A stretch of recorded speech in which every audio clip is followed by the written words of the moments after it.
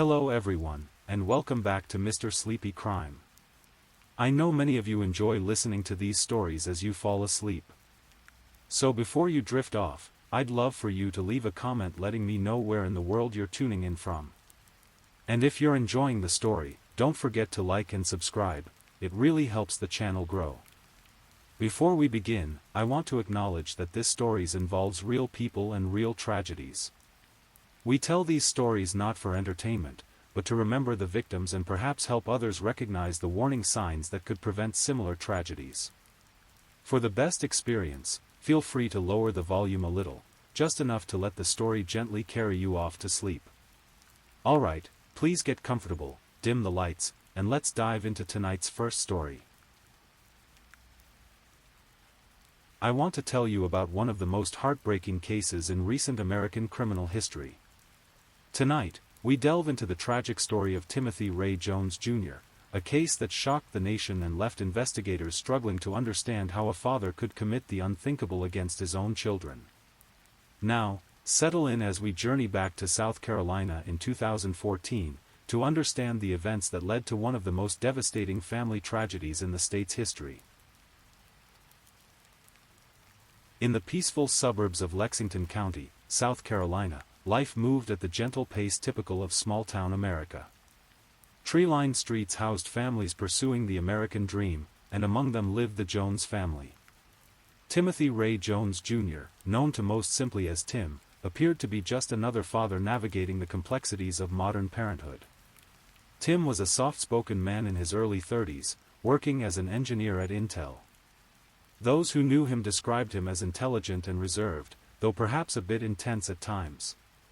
He had married Amber, and together they had built what seemed like a typical American family with 5 beautiful children: Mara, 8 years old, Elias, 7, Naughton, 6, Gabriel, 2, and little Abigail, just 1 year old. The Jones children were the kind that neighbors remembered fondly. Mara, the eldest, was a bright girl with a quick smile. Elias was curious and energetic, always asking questions about the world around him. Naughton was the gentle soul of the group, often looking out for his younger siblings. 2-year-old Gabriel was at that adorable stage where everything was an adventure, and baby Abigail was just beginning to explore the world on unsteady legs. From the outside, the Jones family seemed to have everything going for them. Tim had a stable, well-paying job in the technology sector. The children were healthy and active. They lived in a nice neighborhood where kids rode bikes on sidewalks and families gathered for barbecues. But as we so often discover in these stories, the facade of normalcy can hide deep, troubling currents beneath the surface. The first signs of trouble in the Jones household weren't immediately visible to outsiders. Like many modern marriages, Tim and Amber's relationship faced its share of challenges. The stress of raising 5 young children, combined with the pressures of work and daily life, began to take its toll. Tim's background provided some context for the troubles ahead.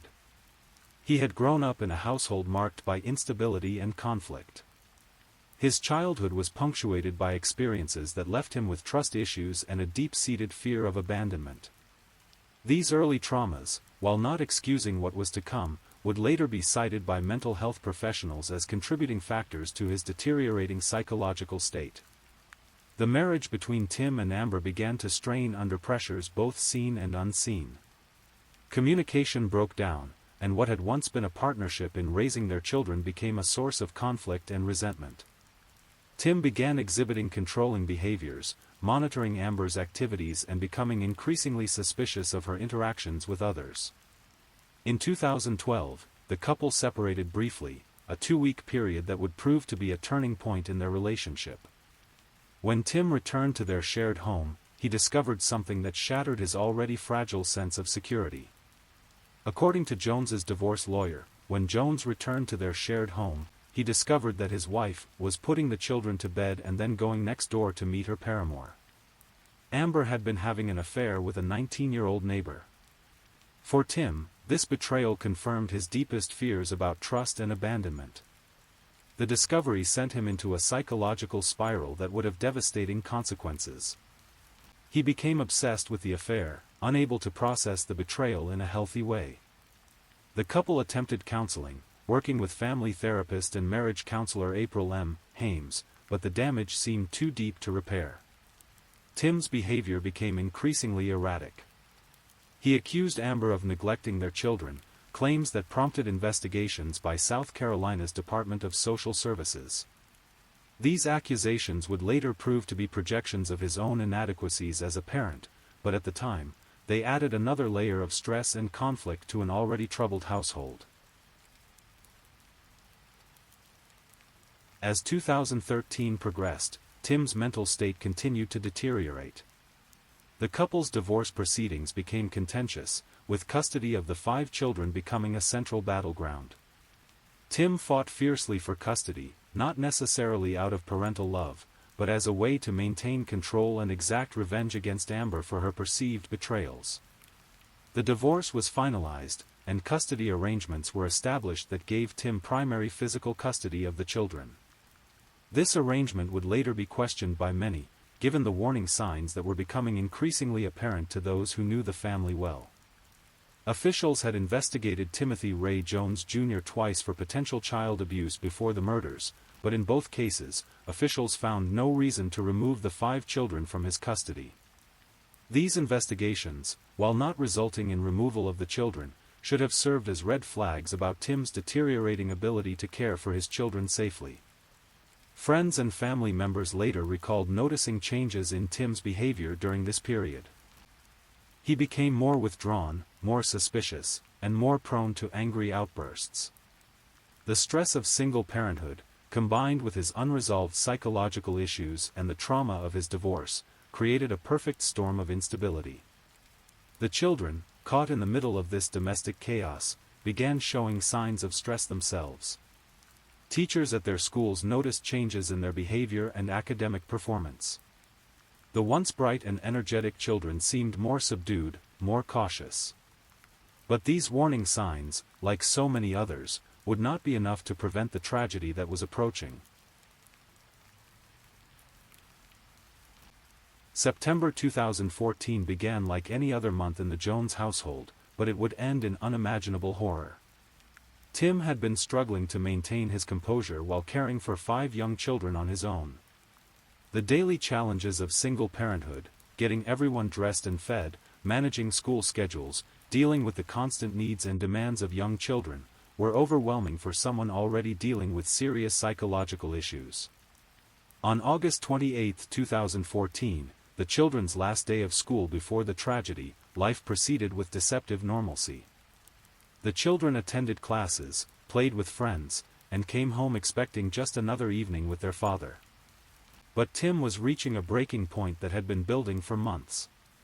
The exact trigger for what happened next would later be revealed in a conversation Tim had with his father while in custody. On the first day of the sentencing phase of the Timothy Jones Jr. trial, witnesses heard a taped conversation Jones had with his father. In that conversation, Tim revealed that the tragedy began when one of his children expressed a desire to return to their mother. For Tim, this innocent comment from his child represented the ultimate betrayal. In his deteriorated mental state, he saw it as evidence that his children preferred their mother, that they didn't love him, that he was losing the one thing he had fought so hard to keep. The comment triggered what he would later describe as a mental breakdown, a complete break from reality that would have the most devastating consequences imaginable.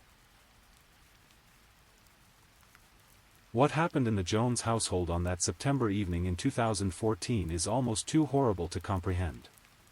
Tim's psychological break manifested in violence against the most innocent victims possible, his own children. The details of what transpired are deeply disturbing, and out of respect for the victims and their memory, we will not dwell on the specifics of their suffering. What we know is that Tim systematically killed all 5 of his children. Mara, Elias, Naughton, Gabriel, and baby Abigail, all lost their lives at the hands of the man who was supposed to protect them above all others. The crime was methodical and deliberate, carried out over a period of time that allowed Tim multiple opportunities to stop, to seek help, to make a different choice. But his mental break was complete, and his actions that night would forever destroy multiple families and communities. After committing these horrific acts, Tim's behavior became even more bizarre and disturbing. Rather than immediately seeking help or turning himself in, he spent several days with the bodies of his children, apparently attempting to figure out how to dispose of the evidence of his crimes. He purchased several items he used to mutilate his children, including large plastic bins, saws, and muriatic acid. These purchases, made at various stores in the days following the murders, showed a calculated attempt to destroy evidence and avoid detection. The level of planning and deliberation involved in these actions would later become crucial evidence against any claims of temporary insanity. With his unspeakable crimes committed and his attempts at concealment planned, Tim loaded his car with the remains of his children and began a desperate flight across multiple states. Timothy Ray Jones Jr. is suspected of killing his children in South Carolina, driving their bodies to Alabama and dumping them in the woods. This journey took Tim through several states as he sought a remote location to dispose of the evidence of his crimes. Authorities believed his children were stored in the trunk of the car. The thought of this journey, a father driving across state lines with the bodies of his 5 murdered children in his car, represents a level of depravity that challenges our understanding of human nature. Tim's mental state during this period appears to have fluctuated between calculated planning and complete psychological breakdown. He was coherent enough to purchase supplies, plan routes, and attempt to cover his tracks, yet was also operating under the delusion that he could somehow escape the consequences of his actions. The children were meant to be in school during this period, and their absences were noted. His children were marked absent on Friday, Monday, and Tuesday. Teachers and school administrators, following standard protocols, attempted to contact the family about the absences, but their calls went unanswered. Meanwhile, Amber Jones was growing increasingly concerned about her inability to reach her ex-husband and children. On September 3, Amber Jones contacted the authorities to inform them she could not reach her ex-husband or her children and that they had missed a scheduled visit at Chick-fil-A.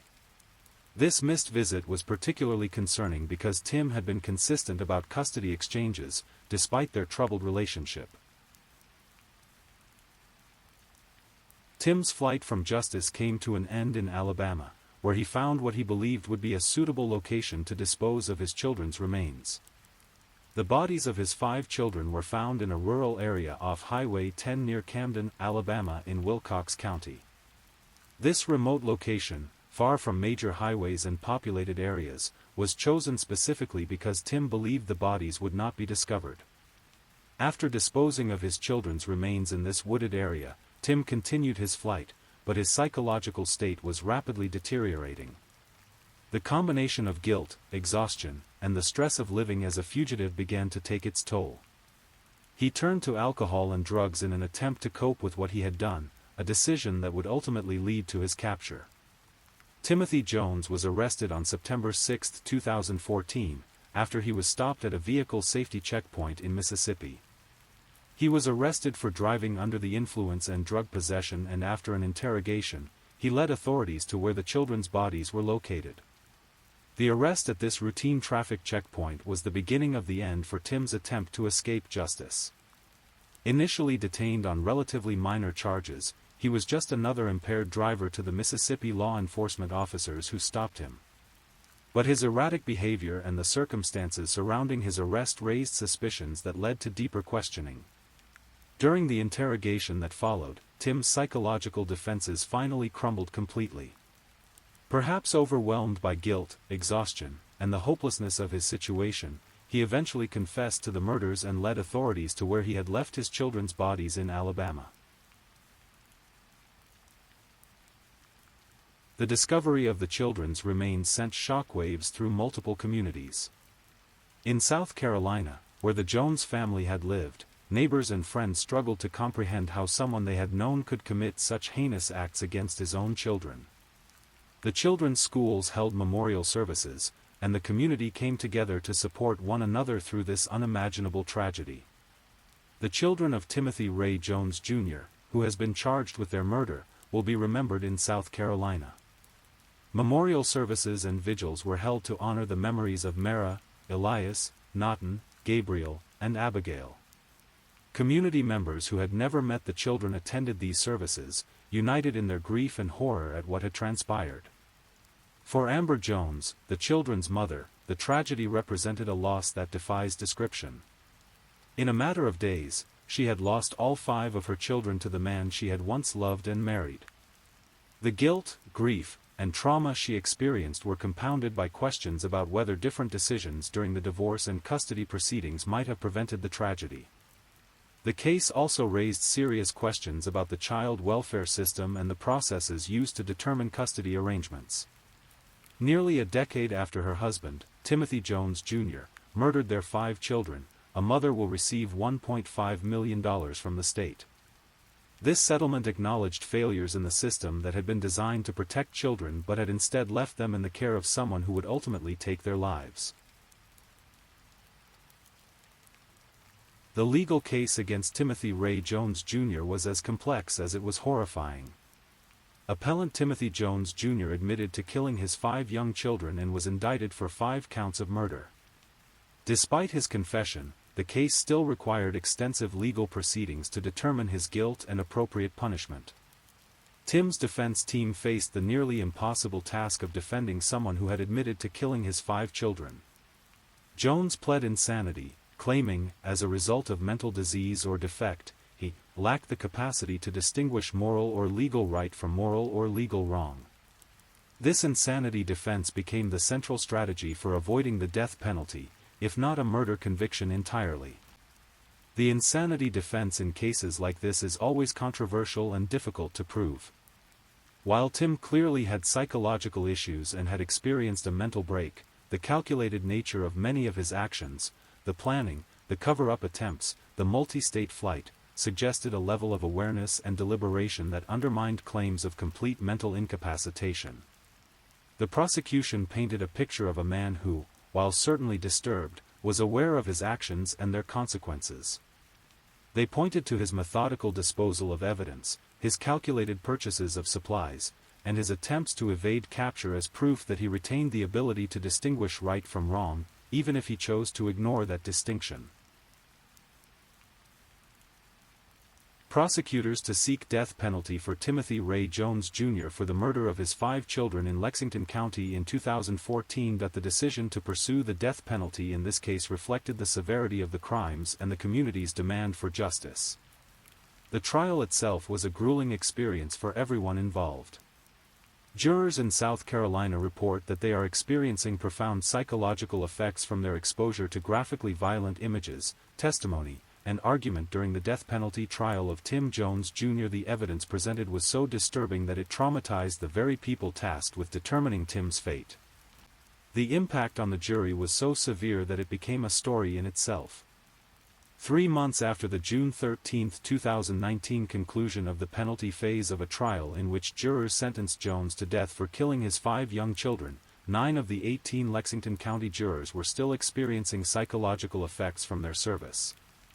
This highlighted the secondary trauma that violent crimes can inflict on entire communities, including those called to serve in the justice system. The evidence presented during the trial included crime scene photographs, forensic evidence, and testimony about the children's final moments. For the jurors, court personnel, and others involved in the proceedings, exposure to this evidence created lasting psychological scars. Many required counseling and support services long after the trial concluded. The South Carolina Supreme Court rejected an appeal made by Tim Jones. This rejection of his appeals represented the final chapter in the legal proceedings, confirming that Tim would face execution for his crimes against his children. The death sentence in this case reflected not just the severity of the crimes, but also the complete betrayal of trust that Tim's actions represented. As a father, he held the ultimate position of trust and responsibility toward his children. His betrayal of that trust, and his methodical planning in both committing and covering up his crimes, convinced the jury that rehabilitation was impossible and that society's ultimate punishment was justified. As we near the end of this tragic story, we're left with the question that haunts everyone who encounters this case: how could a father murder his own children? Mental health professionals, criminologists, and others have studied this case extensively, trying to understand the psychological factors that led to such an unthinkable crime. Several factors appear to have contributed to Tim's psychological breakdown. His troubled childhood created foundational issues with trust and emotional regulation. The betrayal he felt from his wife's affair triggered deep-seated abandonment fears. The stress of single parenthood, combined with his existing mental health issues, created an overwhelming psychological burden. But even with these contributing factors identified, the case remains largely incomprehensible. Millions of people experience childhood trauma, marital betrayal, and parenting stress without harming their children. The specific combination of factors that led Tim to commit these crimes remains unique and, in many ways, inexplicable. What this case does illustrate is the critical importance of mental health support, particularly for parents going through difficult divorces and custody battles. It also highlights the need for better systems to identify and respond to warning signs of potential violence, especially in situations involving children. The failures of the child welfare system in this case led to significant policy changes and increased scrutiny of custody decisions involving parents with documented mental health issues or histories of concerning behavior. While these changes cannot bring back Mara, Elias, Naughton, Gabriel, and Abigail, they may help protect other children in the future. As we conclude this story, it's important to remember that while Tim's crimes captured headlines and legal attention, the real tragedy lies in the lives that were lost. 5 innocent children, each with their own personality, dreams, and potential, were robbed of their futures by the person who should have protected them above all others. Mara, at 8 years old, was just beginning to discover her place in the world. She loved school, enjoyed reading, and had the kind of curious nature that suggested she would have grown up to make meaningful contributions to society. Elias, 7, was energetic and outgoing. He loved sports and was always eager to try new activities. His teachers remembered him as a boy who approached life with enthusiasm and joy. Naughton, 6, was the gentle soul among his siblings. He was often seen looking out for his younger brother and sister, showing an empathy and kindness that promised a future filled with caring relationships. Gabriel, just 2 years old, was at that wonderful age where everything is new and exciting. He was learning to talk in full sentences and loved playing with trucks and building blocks. Baby Abigail, only 1 year old, was just beginning to walk and explore the world around her. Her bright eyes and ready smile suggested a personality that was just beginning to emerge. These children were more than just victims of a horrible crime, they were individuals with infinite potential whose lives were tragically cut short. Their memory serves as a reminder of what was lost and why cases like this matter so deeply to all of us. The Timothy Ray Jones Jr. case continues to reverberate through the communities it touched. For the surviving family members, particularly Amber Jones, the grief and trauma continue daily. The financial settlement she received from the state, while acknowledging systemic failures, cannot begin to compensate for the loss of her 5 children. For the first responders, investigators, attorneys, and jurors who dealt with the case, many continue to struggle with the psychological impact of their involvement. The case has become a cautionary tale about the secondary trauma that violent crimes can inflict on entire communities. The case also serves as a stark reminder of the vulnerability of children and the absolute trust they place in their parents. Every parent who hears this story cannot help but feel the weight of that responsibility and the horror of its ultimate betrayal. In the years since the murders, the case has been studied by mental health professionals, law enforcement agencies, and child welfare advocates, all seeking to understand how such tragedies might be prevented in the future. While no system can be perfect, the lessons learned from this case have led to improved training for social workers, better screening processes for custody determinations, and enhanced support services for families in crisis. As we reach the end of this difficult story, we're reminded of both the depths of human darkness and the importance of the systems designed to protect the most vulnerable among us. The Timothy Ray Jones Jr. case represents one of the most horrific examples of domestic violence and child abuse in modern American history. While Tim awaits execution on death row, the 5 children he murdered remain forever frozen in time, young, innocent, and full of unrealized potential. Their story serves as a powerful reminder of the preciousness of life and the devastating consequences when the bonds that should protect children are instead used to harm them. For those of us who hear this story, it challenges us to be more vigilant about the children in our own communities, to support families in crisis, and to work toward systems that better protect the most vulnerable among us. While we cannot undo the tragedy that befell Mara, Elias, Naughton, Gabriel, and Abigail Jones, we can honor their memory by working to ensure that other children are better protected from those who would do them harm. The case of Timothy Ray Jones Jr. stands as one of the most disturbing examples of familial violence in recent memory. It reminds us that evil can hide behind the most ordinary facades and that our vigilance in protecting children must never waver.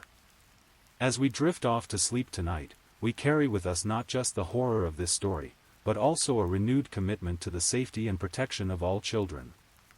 The 5 young victims of this tragedy deserve to be remembered not just as statistics in a criminal case, but as individual children who brought joy and love to those who knew them.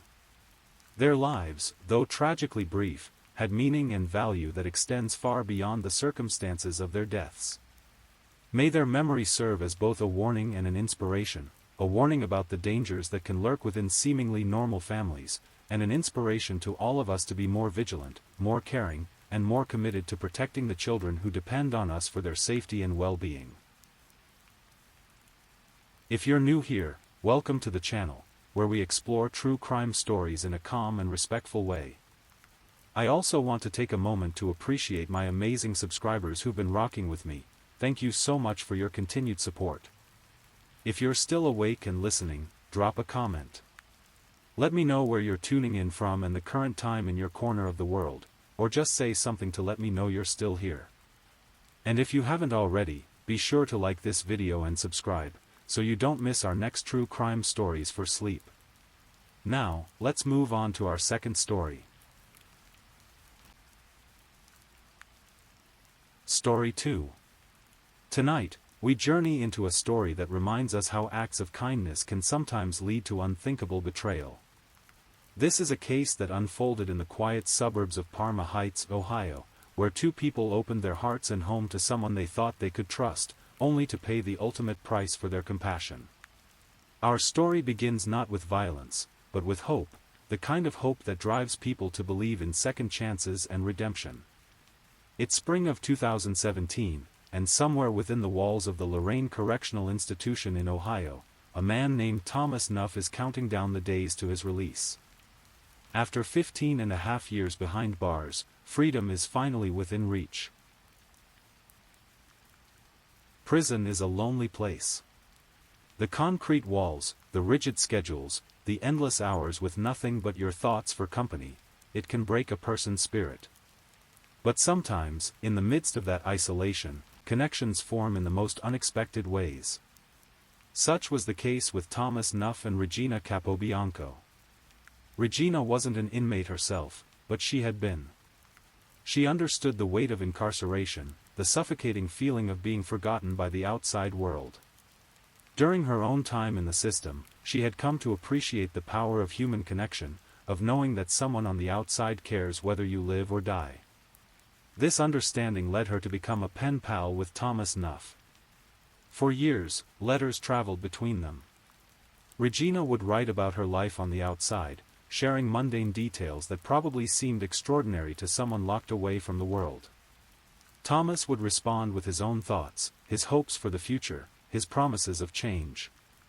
These exchanges became a lifeline for both of them, Regina finding purpose in helping someone navigate the darkness of incarceration, and Thomas finding hope in the prospect of a friend waiting for him beyond the prison walls. By 2017, Regina had built a life for herself in Parma Heights, a working-class suburb of Cleveland. She shared her home on Nellwood Drive with her boyfriend, John Mann, a 65-year-old man who had opened his heart to Regina and, by extension, to her incarcerated pen pal. John was the kind of person who believed in giving others a chance. When Regina told him about Thomas and his impending release, John didn't hesitate to offer their support.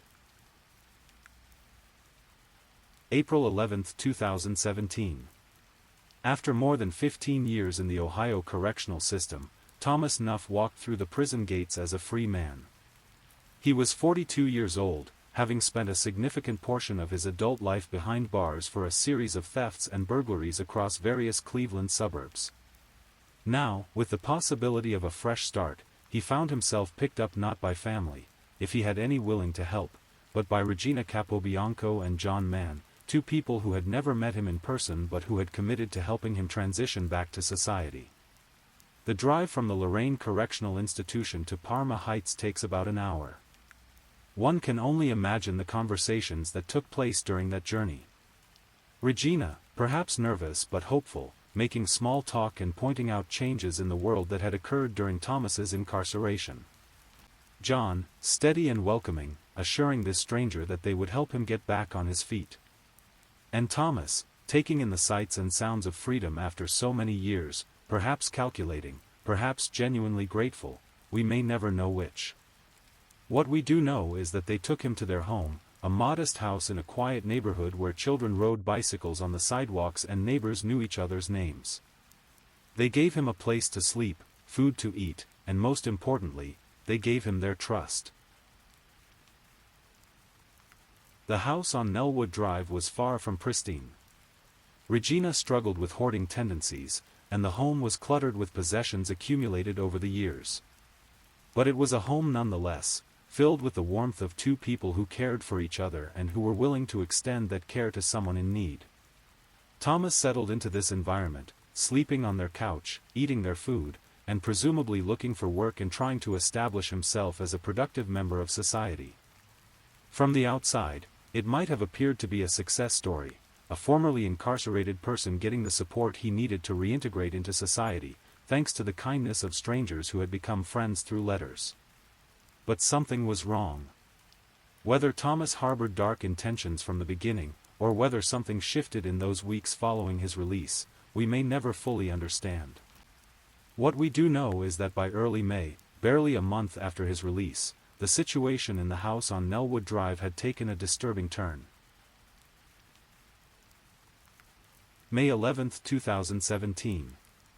It was on this date that the lives of Regina Capobianco and John Mann came to a violent end.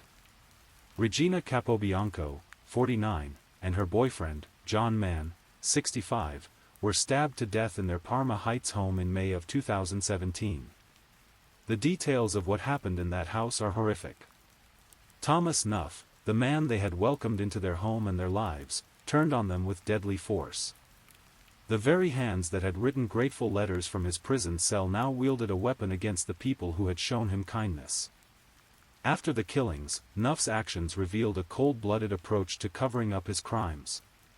Cuyahoga County prosecutors said Nuff rolled up their bodies in blankets, dragged them into a back bedroom, and covered the bodies with numerous garbage bags. He then did something almost as chilling as the murders themselves. He continued living in the house with the decomposing remains of his victims. For weeks, Nuff remained in the home, going about his daily routine while the bodies of Regina and John lay hidden in the back bedroom.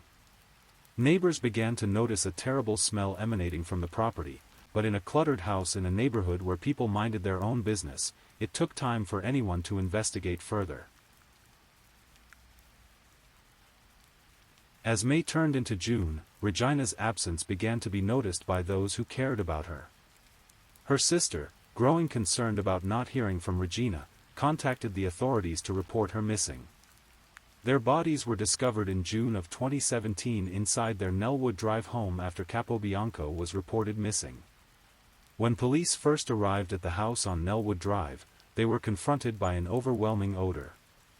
The smell was so strong that officers initially thought it might be spoiled meat or some other rotting organic matter, a reasonable assumption given the cluttered state of the home. The first time police went inside their home, they thought the putrid odor was raw meat. As they moved deeper into the house, searching through the accumulated possessions and debris, the reality of the situation became clear. In a back bedroom, hidden beneath blankets and garbage bags, they discovered the badly decomposed remains of Regina Capobianco and John Mann.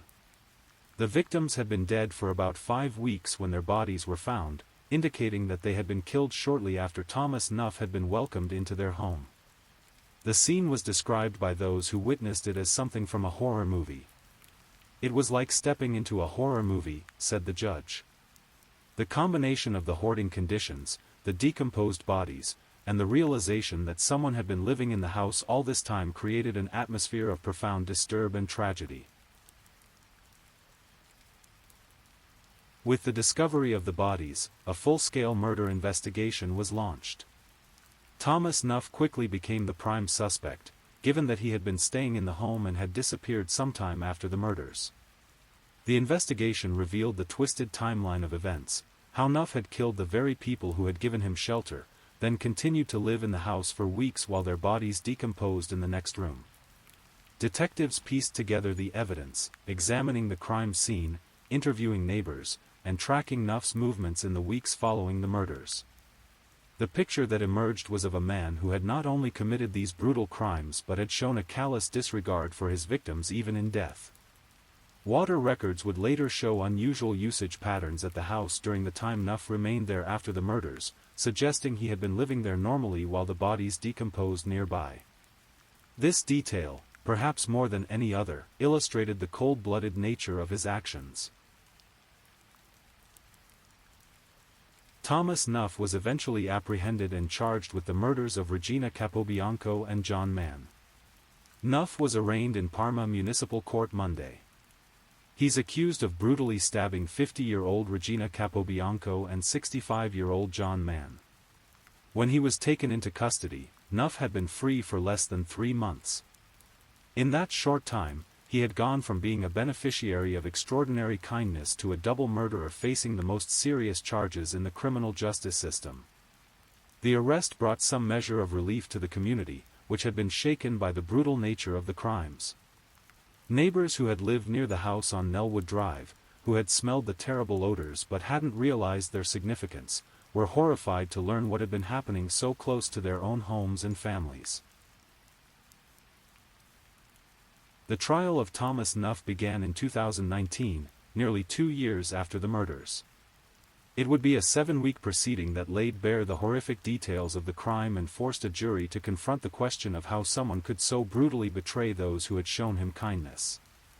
After a 7-week trial, a jury found Thomas Nuff Mann guilty of murdering his prison pen pal and her boyfriend. The prosecution presented evidence of the brutal stabbings, the deliberate concealment of the bodies, and Nuff's continued residence in the home while the victims decomposed. During the trial, there were attempts by the defense to present alternative theories of what had happened. The justices refused Nuff's appeal claims that stated he walked in on Capobianco stabbing Mann and stabbed her as a result of self-defense. However, the evidence against Nuff was overwhelming, and the jury saw through these desperate attempts to shift blame. The prosecutor in the case expressed disgust at the way the victims' reputations were attacked during the trial.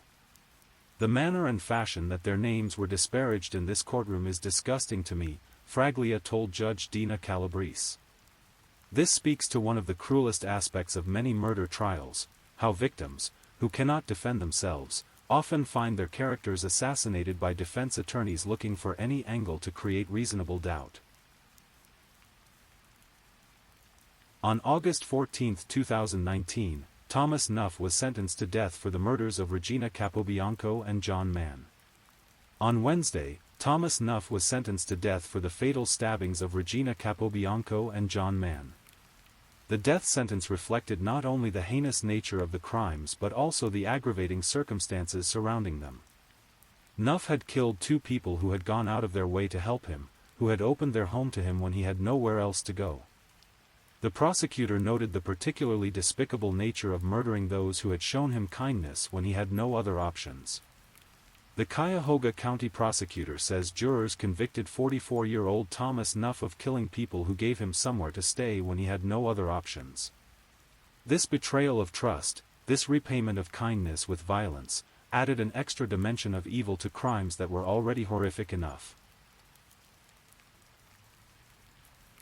As is standard in death penalty cases, Nuff's conviction and sentence were automatically appealed to higher courts. His legal team presented 24 different propositions of law, arguing various aspects of the trial and sentence were improper. However, the Ohio Supreme Court rejected Nuff's appeal, which included 24 propositions of law, in a unanimous decision. The state's highest court found no merit in any of Nuff's arguments and upheld both his conviction and death sentence. The court specifically rejected his self-defense claims and other attempts to shift blame. Here, the jury did not lose its way and create a manifest miscarriage of justice. To the contrary, the evidence, other than Nuff's self-serving testimony, overwhelmingly supported his conviction for the aggravated murder of both victims. As we near the end of this tragic story, it's worth reflecting on the broader implications of what happened on Nellwood Drive in May of 2017. This case represents more than just another true crime story. It's a cautionary tale about the vulnerability that comes with kindness, and the way evil can exploit the very best impulses of human nature. Regina Capobianco and John Mann were not wealthy people. They were not celebrities or public figures. They were ordinary people living ordinary lives who made an extraordinary decision to help someone they believed deserved a second chance. They opened their home to a stranger, not because they had to, but because they believed it was the right thing to do. In a world that often seems to reward cynicism and self-interest, Regina and John chose compassion. They chose to believe that people could change, that someone who had made mistakes in the past could build a better future if given the opportunity. They chose hope over fear, trust over suspicion. And for their kindness, they paid with their lives. This is perhaps the most heartbreaking aspect of this case, not just that two innocent people were murdered, but that they were murdered by someone they had tried to help. The betrayal adds another layer of tragedy to an already devastating crime. Yet it would be wrong to conclude from this story that kindness is foolish or that we should never extend trust to those who have made mistakes.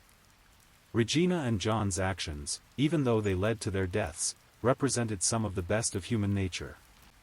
The fact that their kindness was repaid with violence says nothing about them and everything about Thomas Nuff. In the aftermath of this tragedy, it's important to remember Regina Capobianco and John Mann not as victims of a horrific crime, but as people who lived lives of compassion and generosity. Regina, who had experienced incarceration herself and chose to use that experience to help others rather than become bitter. John, who opened his home to a stranger because his girlfriend asked him to, demonstrating a level of trust and love that speaks to his character. These were people who believed in redemption, in second chances, in the possibility that someone could change their life around with the right support. They were wrong about Thomas Nuff, tragically and fatally wrong, but they were right about the importance of compassion and the value of helping others. Their deaths serve as a reminder of how precious and fragile life is, and how quickly everything can change. One day they were looking forward to helping someone rebuild their life, the next day they were gone, victims of the very person they had tried to help. This case also raises questions about the correctional system and the process of reintegrating formerly incarcerated individuals into society. Thomas Nuff had spent over 15 years in prison, presumably participating in whatever rehabilitation programs were available, yet he emerged from that system apparently unchanged and still capable of extreme violence. Did the system fail to identify his continued dangerousness? Were there warning signs that were missed? Could more have been done during his incarceration to address whatever psychological issues led to his violent behavior? These are difficult questions without easy answers, but they're worth asking as we try to prevent similar tragedies in the future. The pen-pal relationship that connected Thomas to Regina was, in theory, a positive thing, a way for incarcerated individuals to maintain connections with the outside world and potentially find support upon their release. But in this case, it became the very mechanism through which a predator found his victims. As we conclude this story, Thomas Nuff remains on death row in Ohio, his appeals exhausted, awaiting the ultimate punishment for his crimes. Whether that sentence will ever be carried out remains to be seen, as Ohio has not executed anyone since 2018 and faces ongoing legal challenges to its execution methods. For the families and friends of Regina Capobianco and John Mann, the legal proceedings, the trials, and the appeals are secondary to the central fact that their loved ones are gone. No sentence, no matter how severe, can bring them back or undo the harm that was done. What happened in that house on Nellwood Drive in May of 2017 was a profound tragedy, not just because 2 people died, but because they died at the hands of someone they had tried to help. It's a reminder that evil can wear many faces, that it can smile and write grateful letters and express appreciation, all while planning destruction. But it's also a reminder of the courage it takes to be kind in a world that can be cruel, to extend trust in a world full of reasons for suspicion, to choose hope in the face of possible disappointment. Regina Capobianco and John Mann made that choice, and while it cost them their lives, it also revealed the best of what we can be as human beings. In the end, that may be the most important lesson from this tragic story, not that we should be afraid to help others, but that we should remember and honor those who try to make the world a better place, even when that effort comes at the ultimate cost. The house on Nellwood Drive stands empty now, a silent monument to a tragedy that could have been a redemption story but instead became a cautionary tale. In the quiet suburbs of Parma Heights, neighbors go about their daily lives, perhaps a little more wary, a little less trusting, but still fundamentally decent people who would probably make the same choice Regina and John made if faced with someone in need. And perhaps that's the way it should be. Perhaps the true tragedy would be if their deaths made us all a little less kind, a little less willing to believe in the possibility of redemption and second chances. Regina Capobianco and John Mann believed in the better angels of human nature. They were wrong about Thomas Nuff, but they weren't wrong about the importance of that belief. Their story ends in darkness, but it began with light, the light of compassion, of generosity, of hope. And in remembering them, we keep that light alive. Please, if you're enjoying these stories, don't forget to leave a comment. Let me know where you're listening from and what time it is in your corner of the world. And if you haven't already, be sure to like this video and subscribe, so you don't miss the next true crime story for sleep. Now, let's move on to our third story. Story 3.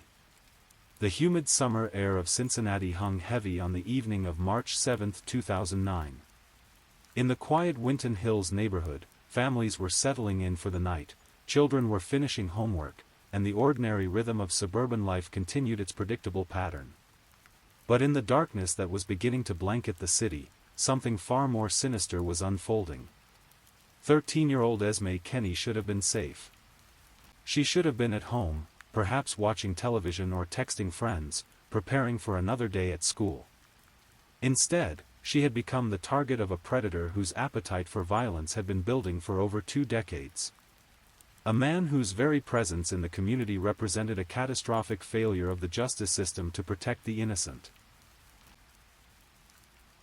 Anthony Wayne Kirkland was not a stranger to violence.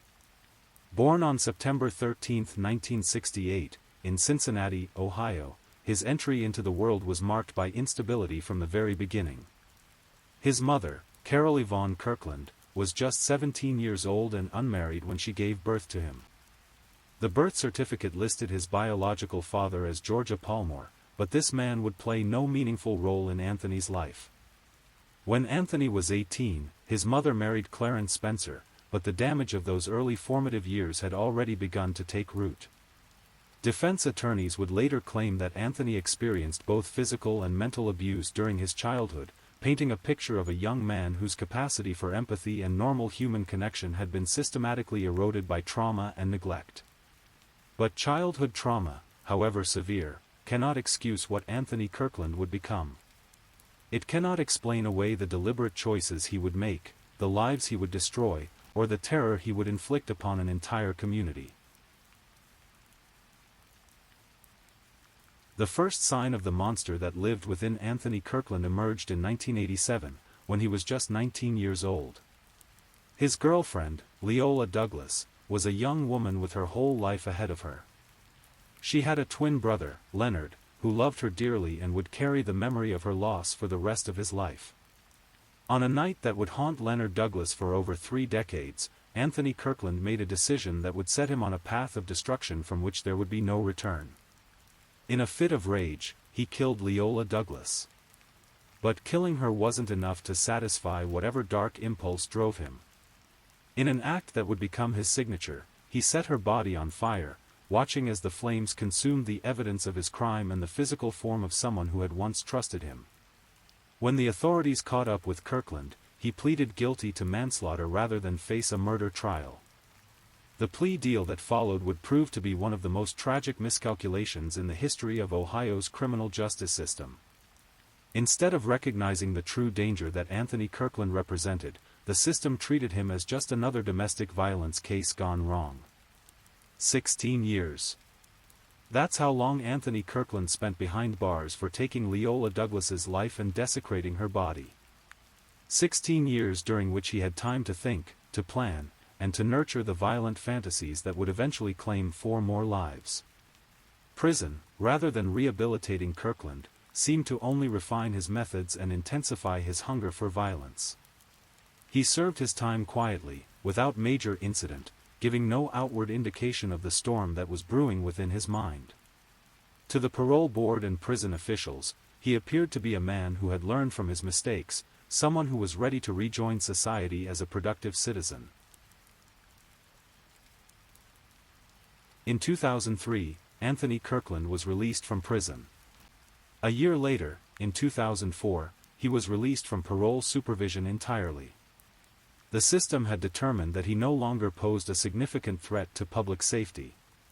This assessment would prove to be devastatingly wrong. For 2 years after his release from parole, Kirkland managed to maintain the facade of a reformed man. He found work, kept a low profile, and gave no obvious indication that he was planning to resume his violent behavior. But beneath the surface, the urges that had driven him to kill Leola Douglas were growing stronger.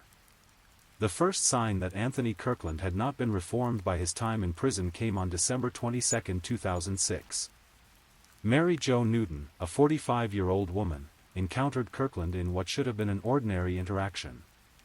Perhaps she was walking home from work, running an errand, or simply in the wrong place at the wrong time. The exact circumstances of their meeting remain unclear, but the outcome was tragically predictable. Kirkland strangled Mary Jo Newton to death. But as with Leola Douglas nearly 20 years earlier, killing wasn't enough. He set her body on fire, watching as the flames consumed another human being who had done nothing to deserve such a horrific fate. The pattern that had begun in 1987 was reasserting itself, and Anthony Kirkland was once again a killer. The murder of Mary Jo Newton should have been a wake-up call, a clear signal that a dangerous predator was loose in Cincinnati. But without witnesses and with limited physical evidence, the case went unsolved. The police had no way of knowing that the man who had killed Leola Douglas 2 decades earlier was back to his old habits. Less than a year later, on September 25, 2007, Kirkland struck again. This time, his victim was Kimya Rollison, a 25-year-old woman whose life was cut short by Kirkland's insatiable appetite for violence. Once again, he strangled her to death, and once again, he set her body on fire in an attempt to destroy the evidence of his crime. 2 women were dead, their bodies burned beyond recognition, and Anthony Kirkland was walking free among the unsuspecting residents of Cincinnati. The police were investigating what appeared to be 2 separate and unconnected murders, unaware that they were dealing with a serial killer who was just getting started. But it was Kirkland's next victim who would ultimately lead to his downfall, though not before claiming one more innocent life. On March 7, 2009, 14-year-old Casonia Crawford was walking through her neighborhood when she encountered Anthony Kirkland. Casonia was just a child, a young girl with dreams and aspirations, someone who should have been protected by the adults in her community. Instead, she became the target of a predator who saw her not as a human being, but as an opportunity to satisfy his violent urges. Kirkland attacked Casonia, strangling her to death with the same methodical brutality he had shown his previous victims. And true to his pattern, he attempted to burn her body to destroy the evidence of his crime. But something went wrong this time. Whether due to weather conditions, the location where he disposed of the body, or simply bad luck, the fire didn't completely destroy the evidence as it had in his previous crimes. When Kasonia's body was discovered, there was enough physical evidence remaining for investigators to begin building a case. The discovery of Kasonia Crawford's body sent shockwaves through the Cincinnati community. Here was a child, barely a teenager, who had been brutally murdered and her body desecrated. The police launched a massive investigation, canvassing the neighborhood, interviewing potential witnesses, and following up on every possible lead. But even as the investigation into Kasonia's murder was gaining momentum, Anthony Kirkland was already planning his next attack. Just 6 days later, on March 13, 2009, he encountered 13-year-old Esme Kenny. Esme was even younger than Kasonia, a child who should have been worried about homework and friends, not about becoming the victim of a serial killer. But Anthony Kirkland saw in Esme something that triggered his rage. Later, during his confession, he would tell investigators that Esme's face reminded him of his son's mother, someone who had apparently angered him in the past. This twisted logic, this ability to transfer his anger from one person to an innocent child who simply resembled someone else, reveals the depth of Kirkland's psychological disturbance. Esme Kenny had done nothing wrong, had no connection to whatever grievance Kirkland held against his son's mother, yet she would pay the ultimate price for this man's inability to control his violent impulses. Kirkland attacked Esme with the same brutal efficiency he had shown his previous victims. He strangled her to death, then attempted to burn her body to destroy the evidence. But like Kasonia Crawford's murder just days earlier, the fire didn't completely eliminate the physical evidence that would eventually link him to the crime. The murder of 2 children within a week of each other galvanized the Cincinnati Police Department and the FBI. It was clear that they were dealing with a serial killer, someone who was targeting vulnerable individuals and using fire to try to cover his tracks. The pressure to solve these cases was immense, both from the community and from law enforcement leadership. Investigators began to piece together the connections between the murders. The similar methods, the attempt to burn the bodies, the targeting of females, all of these factors suggested that they were dealing with the same killer. They began to expand their investigation to include other unsolved murders in the area that fit the same pattern. It was this expanded investigation that led them to the murders of Mary Jo Newton and Kimya Rollison.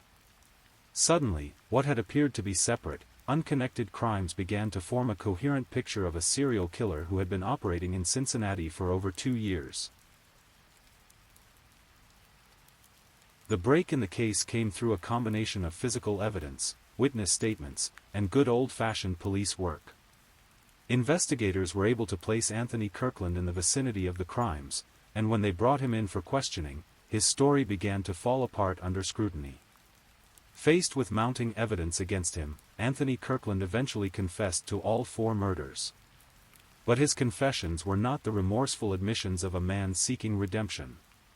Instead, they were cold, clinical descriptions of how he had stalked, attacked, and killed 4 innocent people. During his police interview, Kirkland described the murders in chilling detail. He spoke about how he had strangled each victim, how he had attempted to burn their bodies, and how he had felt no remorse for his actions.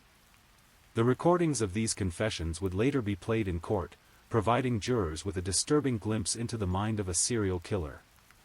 But perhaps the most chilling aspect of Kirkland's confessions was his explanation for why he had targeted Esme Kenny. He told investigators that when he saw the 13-year-old girl, her face reminded him of his son's mother, and this resemblance had triggered an uncontrollable rage. The idea that a child could be murdered simply because she looked like someone who had angered the killer reveals the depth of Kirkland's psychological disturbance. The trial of Anthony Kirkland was a media sensation, drawing national attention to Cincinnati and highlighting the failures of the justice system that had allowed him to kill again after serving time for his first murder. Prosecutors painted a picture of a remorseless killer who had targeted the most vulnerable members of society, women and children who couldn't defend themselves against his attacks. The defense team attempted to argue that Kirkland's difficult childhood and history of abuse had contributed to his violent behavior. They presented evidence of the physical and mental abuse he had suffered as a child, trying to create some context for his crimes without excusing them. But the evidence against Kirkland was overwhelming. In addition to his own confessions, investigators had physical evidence linking him to the crime scenes, witness testimony placing him in the vicinity of the murders, and a clear pattern of behavior that demonstrated his guilt beyond any reasonable doubt. The most damning evidence came from Kirkland himself. The recorded confessions, in which he described his crimes in gruesome detail, left no doubt about his guilt. Jurors listened in horror as prosecutors played tape after tape of Kirkland calmly describing how he had killed 4 innocent people. On March 31, 2010, Anthony Kirkland was sentenced to death for the murders of Esme Kenny and Casonia Crawford. He also received a sentence of 70 years to life for the murders of Mary Jo Newton and Kimya Rollison. The judge who handed down the sentence called Kirkland's crimes among the most heinous he had ever encountered. But even after his conviction and sentencing, Anthony Kirkland's case continued to generate controversy. His defense team filed numerous appeals, arguing that he had not received adequate legal representation and that his death sentence should be overturned. These appeals would drag on for years, prolonging the agony of the victims' families and preventing them from achieving any sense of closure. In 2014, the Supreme Court of Ohio initially upheld Kirkland's conviction and death sentence. However, they later granted a motion for a stay of execution, allowing his legal team more time to file additional appeals. This stay would lead to a new sentencing hearing, forcing the victims' families to relive their trauma once again. The second sentencing hearing began in 2018, nearly a decade after Kirkland's arrest. Once again, jurors were forced to listen to his recorded confessions, to view crime scene photographs, and to hear testimony about the brutal murders he had committed. The families of his victims had to testify about their loss, about how Kirkland's crimes had destroyed their lives and left them forever changed. Leonard Douglas, the twin brother of Kirkland's first victim, Leola Douglas, testified about the decades of pain he had endured since his sister's murder in 1987. He spoke about how holidays were particularly difficult, how he thought about his sister every day, and how Kirkland had not only taken her life but had robbed their family of all the memories they should have been able to make together. The families of Kirkland's other victims, Mary Jo Newton, Kimya Rollison, Casonia Crawford, and Esme Kenny, also testified about their loss. They spoke about birthdays that would never be celebrated, graduations that would never happen, weddings that would never take place. They described the permanent hole that Kirkland had torn in their lives, a wound that would never fully heal. Throughout the hearing, Anthony Kirkland showed no remorse for his crimes. He sat impassively as victim after victim was described, as his confessions were played, and as the families of those he had killed begged for justice. His lack of emotion, his apparent indifference to the suffering he had caused, only reinforced the prosecution's argument that he was irredeemable and deserved to die for his crimes. On August 28, 2018, Judge Patrick Dinklacker sentenced Anthony Kirkland to death for the second time. In his remarks, the judge noted that Kirkland had shown no remorse for his crimes and represented a continuing danger to society. The death sentence was upheld by the Ohio Supreme Court in 2020, bringing the legal proceedings to a close after more than a decade of appeals and hearings. As of today, Anthony Wayne Kirkland remains on death row at the Ohio State Penitentiary in Youngstown, Ohio. He continues to file appeals, seeking to overturn his death sentence and avoid execution for his crimes. His case serves as a stark reminder of the failures of the criminal justice system and the devastating consequences when dangerous predators are allowed to return to society. The story of Anthony Kirkland is not just the story of one man's descent into evil. It's also the story of 5 women and girls whose lives were cut short by violence, whose families continue to grieve their loss, and whose deaths could have been prevented if the justice system had adequately assessed the danger Kirkland posed. Leola Douglas, murdered in 1987 when she was young and full of promise. Mary Jo Newton, killed in 2006 while going about her daily routine. Kimya Rollison, strangled to death in 2007. Casonia Crawford, just 14 years old when she encountered Kirkland in 2009. And Esme Kenny, only 13 when her life was taken simply because her face reminded a killer of someone who had angered him. These women and girls were not statistics. They were daughters, sisters, friends, and students. They had dreams and aspirations, people who loved them, and so much life left to live. Their deaths represent not just individual tragedies, but a collective failure to protect the most vulnerable members of our society from those who would do them harm. The case of Anthony Kirkland also raises disturbing questions about the effectiveness of our criminal justice system. How was a man who had killed his girlfriend and burned her body considered suitable for release after just 16 years? How did the parole board and prison officials fail to recognize the continuing danger he posed? And how many other Anthony Kirklands are walking among us today, their violent tendencies masked by a facade of rehabilitation and reform? These are questions that the families of Kirkland's victims continue to ask, questions that law enforcement officials and policymakers must grapple with as they work to prevent similar tragedies in the future. The death of even one innocent person at the hands of someone who should have remained behind bars is one too many. But perhaps the most important lesson of Anthony Kirkland's story is the resilience of the human spirit in the face of unimaginable tragedy. The families of his victims have endured decades of pain, have sat through multiple trials and appeals, have been forced to relive their trauma again and again. Yet they have never given up their fight for justice, never stopped advocating for their loved ones, never allowed Anthony Kirkland to win by destroying their will to continue. Leonard Douglas, who lost his twin sister in 1987, has become a powerful voice for victims' rights. He has testified in court, spoken to the media, and worked to ensure that his sister's memory is not forgotten in the focus on Kirkland's later crimes. His dedication to keeping Leola's memory alive is a testament to the power of love to transcend even the most brutal violence. The families of Mary Jo Newton, Kimya Rollison, Casonia Crawford, and Esme Kenny have shown similar strength and determination. They have fought to ensure that their loved ones are remembered not just as victims, but as the vibrant, loving people they were before their lives were cut short. They have worked to support other families who have suffered similar losses, turning their pain into purpose and their grief into action.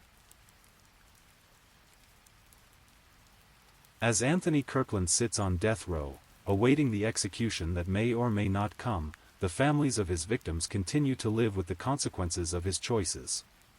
They wake up each morning to a world without their loved ones, attend family gatherings where someone is always missing, and struggle to find meaning in losses that defy understanding.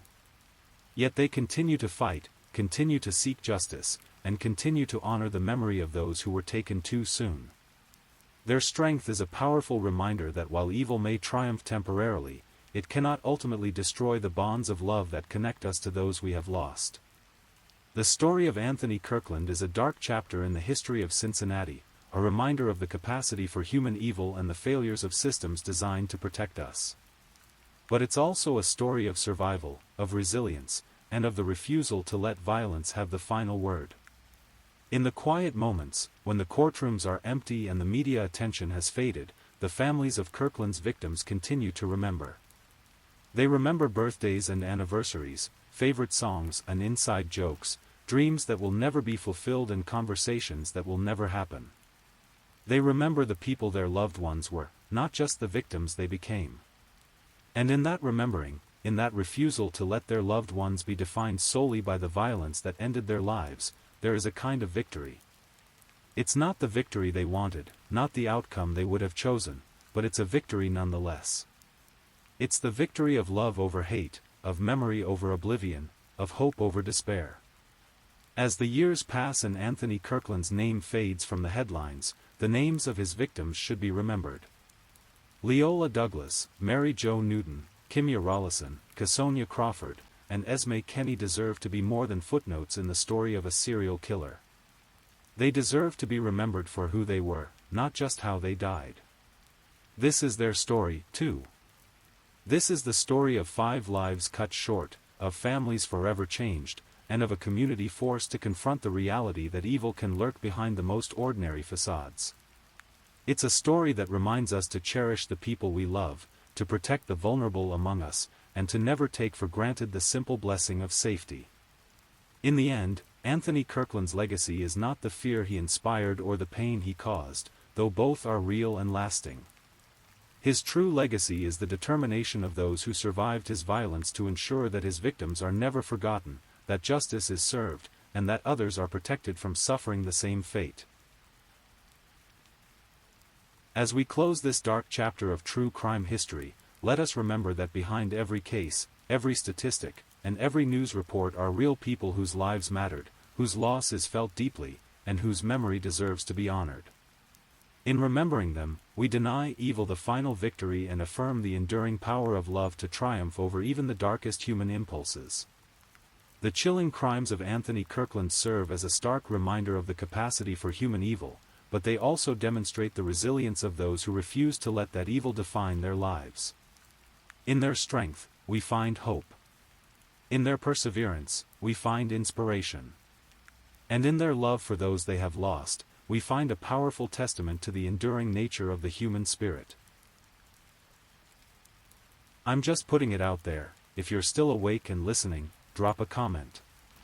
Let me know where you're tuning in from, the time in your part of the world, or just say something to let me know you're still with me. And of course, if you haven't already, like this video and subscribe so you don't miss the next true crime story for sleep. Now, let's move on to our fourth story. Story 4. In the quiet hours before dawn on September 22, 2021, the Fort Worth Fire Department received what seemed like a routine call. A dumpster fire at an apartment complex on Bonnie Drive in West Fort Worth. It was just after 6 in the morning, and the Texas sun was beginning to paint the horizon with the first hints of daylight. The firefighters arrived expecting to extinguish another case of careless disposal or perhaps vandalism. What they discovered instead would launch one of the most disturbing criminal investigations in recent Texas history. As the flames were doused and the smoke cleared, the unmistakable odor that every first responder dreads began to fill the air. It wasn't just burning garbage. It was the smell of burning flesh. Inside the charred dumpster, investigators would soon uncover the remains of 3 human beings, their bodies dismembered and deliberately set ablaze in what appeared to be an attempt to destroy all evidence of their existence. The victims were David Luaris, 42 years old, Lauren Phillips, 34, and Mary Cruz Mathis, 33. 3 lives cut short, 3 families about to receive the kind of phone call that changes everything forever. But this was only the beginning of a story that would reveal a killer whose crimes stretched across state lines and whose motivations delved into the darkest corners of the human psyche. The man responsible for these horrific acts was Jason Allen Thornburg, born on August 27, 1980. A Native American man who would eventually confess to not just these 3 murders, but to a killing spree that spanned years and claimed at least 5 lives. His story is one of ritualistic violence, cannibalism, and a chilling detachment from human suffering that would ultimately earn him a place on death row. To understand how Jason Thornburg became one of America's most disturbing serial killers, we need to go back to the beginning, to trace the path that led from a troubled childhood to that burning dumpster in Fort Worth. Jason Thornburg's early life was marked by instability and trauma, factors that criminologists often point to when studying the development of serial killers. Born into a Native American family, Thornburg would later claim that his violent acts were connected to spiritual beliefs and ritualistic practices, though experts would largely dismiss these claims as the rationalizations of a deeply disturbed mind. As a young man, Thornburg showed signs of the antisocial behavior that often precedes more serious crimes. He had run-ins with law enforcement, struggled with relationships, and displayed an increasing fascination with violence and death. Those who knew him during this period would later describe a man who seemed to lack the basic empathy that connects most people to their fellow human beings. But it wasn't until 2017 that Thornburg would commit his first known murder, a crime that would remain hidden for years until his eventual capture and confession. In 2017, in the desert landscapes of Arizona, Thornburg was living with a woman named Tanya Begay. She was his girlfriend, someone who trusted him, who shared her life and her home with him. Tanya was an indigenous woman whose disappearance would become part of the broader crisis of missing and murdered indigenous women that has plagued North America for decades. Thornburg would later confess to murdering Tanya Begay, though the details of her death remain largely sealed within the confines of police reports and court documents. What we know is that after her death, Tanya simply vanished. Her family reported her missing, but in a tragic pattern all too familiar to indigenous communities, her case received little attention from law enforcement initially. Tanya's body has never been found. Somewhere in the vast expanse of the American Southwest, her remains lie hidden, leaving her family without closure and without the ability to properly lay her to rest according to their cultural traditions. The FBI considers her case open, a cold reminder of a life taken and a killer who was just beginning his descent into darkness. After Tanya's murder, Thornburg left Arizona. He drifted, as serial killers often do, moving from place to place, leaving behind a trail of destruction that wouldn't be fully understood until years later. His next stop was Texas, where he would eventually settle in the Fort Worth area and continue his deadly work. By May 2021, Thornburg was living in Texas, sharing an apartment with a roommate named Mark Jewell. Roommate relationships can be complicated under the best of circumstances, filled with minor irritations over dishes, rent, and personal space. For most people, these frustrations remain just that, minor annoyances that are resolved through conversation or, at worst, by finding new living arrangements. For Jason Thornburg, however, his roommate became his next victim.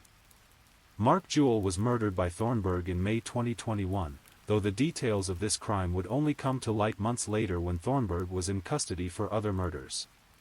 The killing of Mark Jewell represented an escalation in Thornburg's violence. No longer was he targeting romantic partners in distant states. Now he was killing people in his immediate environment, people who trusted him enough to share living space with him. The murder of Mark Jewell also demonstrated something chilling about Thornburg's psychology, his ability to live with his crimes, to continue his daily routine while concealing the fact that he had taken a life. For months after killing his roommate, Thornburg continued to live in Fort Worth, interacting with neighbors, acquaintances, and eventually, new victims. By September 2021, Jason Thornburg had developed what investigators would later describe as an insatiable appetite for violence. His psychological deterioration had accelerated, and his inhibitions against killing had all but disappeared. The stage was set for the crimes that would finally bring him to the attention of law enforcement and expose the full extent of his murderous career. The three victims of Thornburg's Fort Worth massacre were David Luares, Lauren Phillips, and Mary Cruz Mathis. Each was an individual with their own story, their own dreams, their own network of people who loved them. David Luares was 42 years old, a man in the prime of his life with family and friends who would never see him again. Lauren Phillips, 34, had her whole future ahead of her when she encountered Thornburg. Mary Cruz Mathis, at 33, was building her life when it was suddenly and violently cut short. The exact circumstances that brought these three individuals into contact with Thornburg remain part of the ongoing investigation and court proceedings. What we know is that somehow, someway, these three people crossed paths with a predator who saw them not as human beings, but as objects for his increasingly twisted fantasies. Thornburg would later testify that he killed these three people as part of what he called ritualistic sacrifices. He claimed that his actions were connected to spiritual beliefs, that the murders served some higher purpose in his distorted worldview. Experts who studied his case, however, found no evidence that his crimes were connected to any legitimate religious or spiritual practice. Instead, they saw the rationalizations of a psychopath attempting to give meaning to senseless acts of violence. The murders themselves were brutal beyond description. Thornburg didn't simply kill his victims, he dismembered them with a methodical precision that spoke to both premeditation and a complete disconnection from human empathy.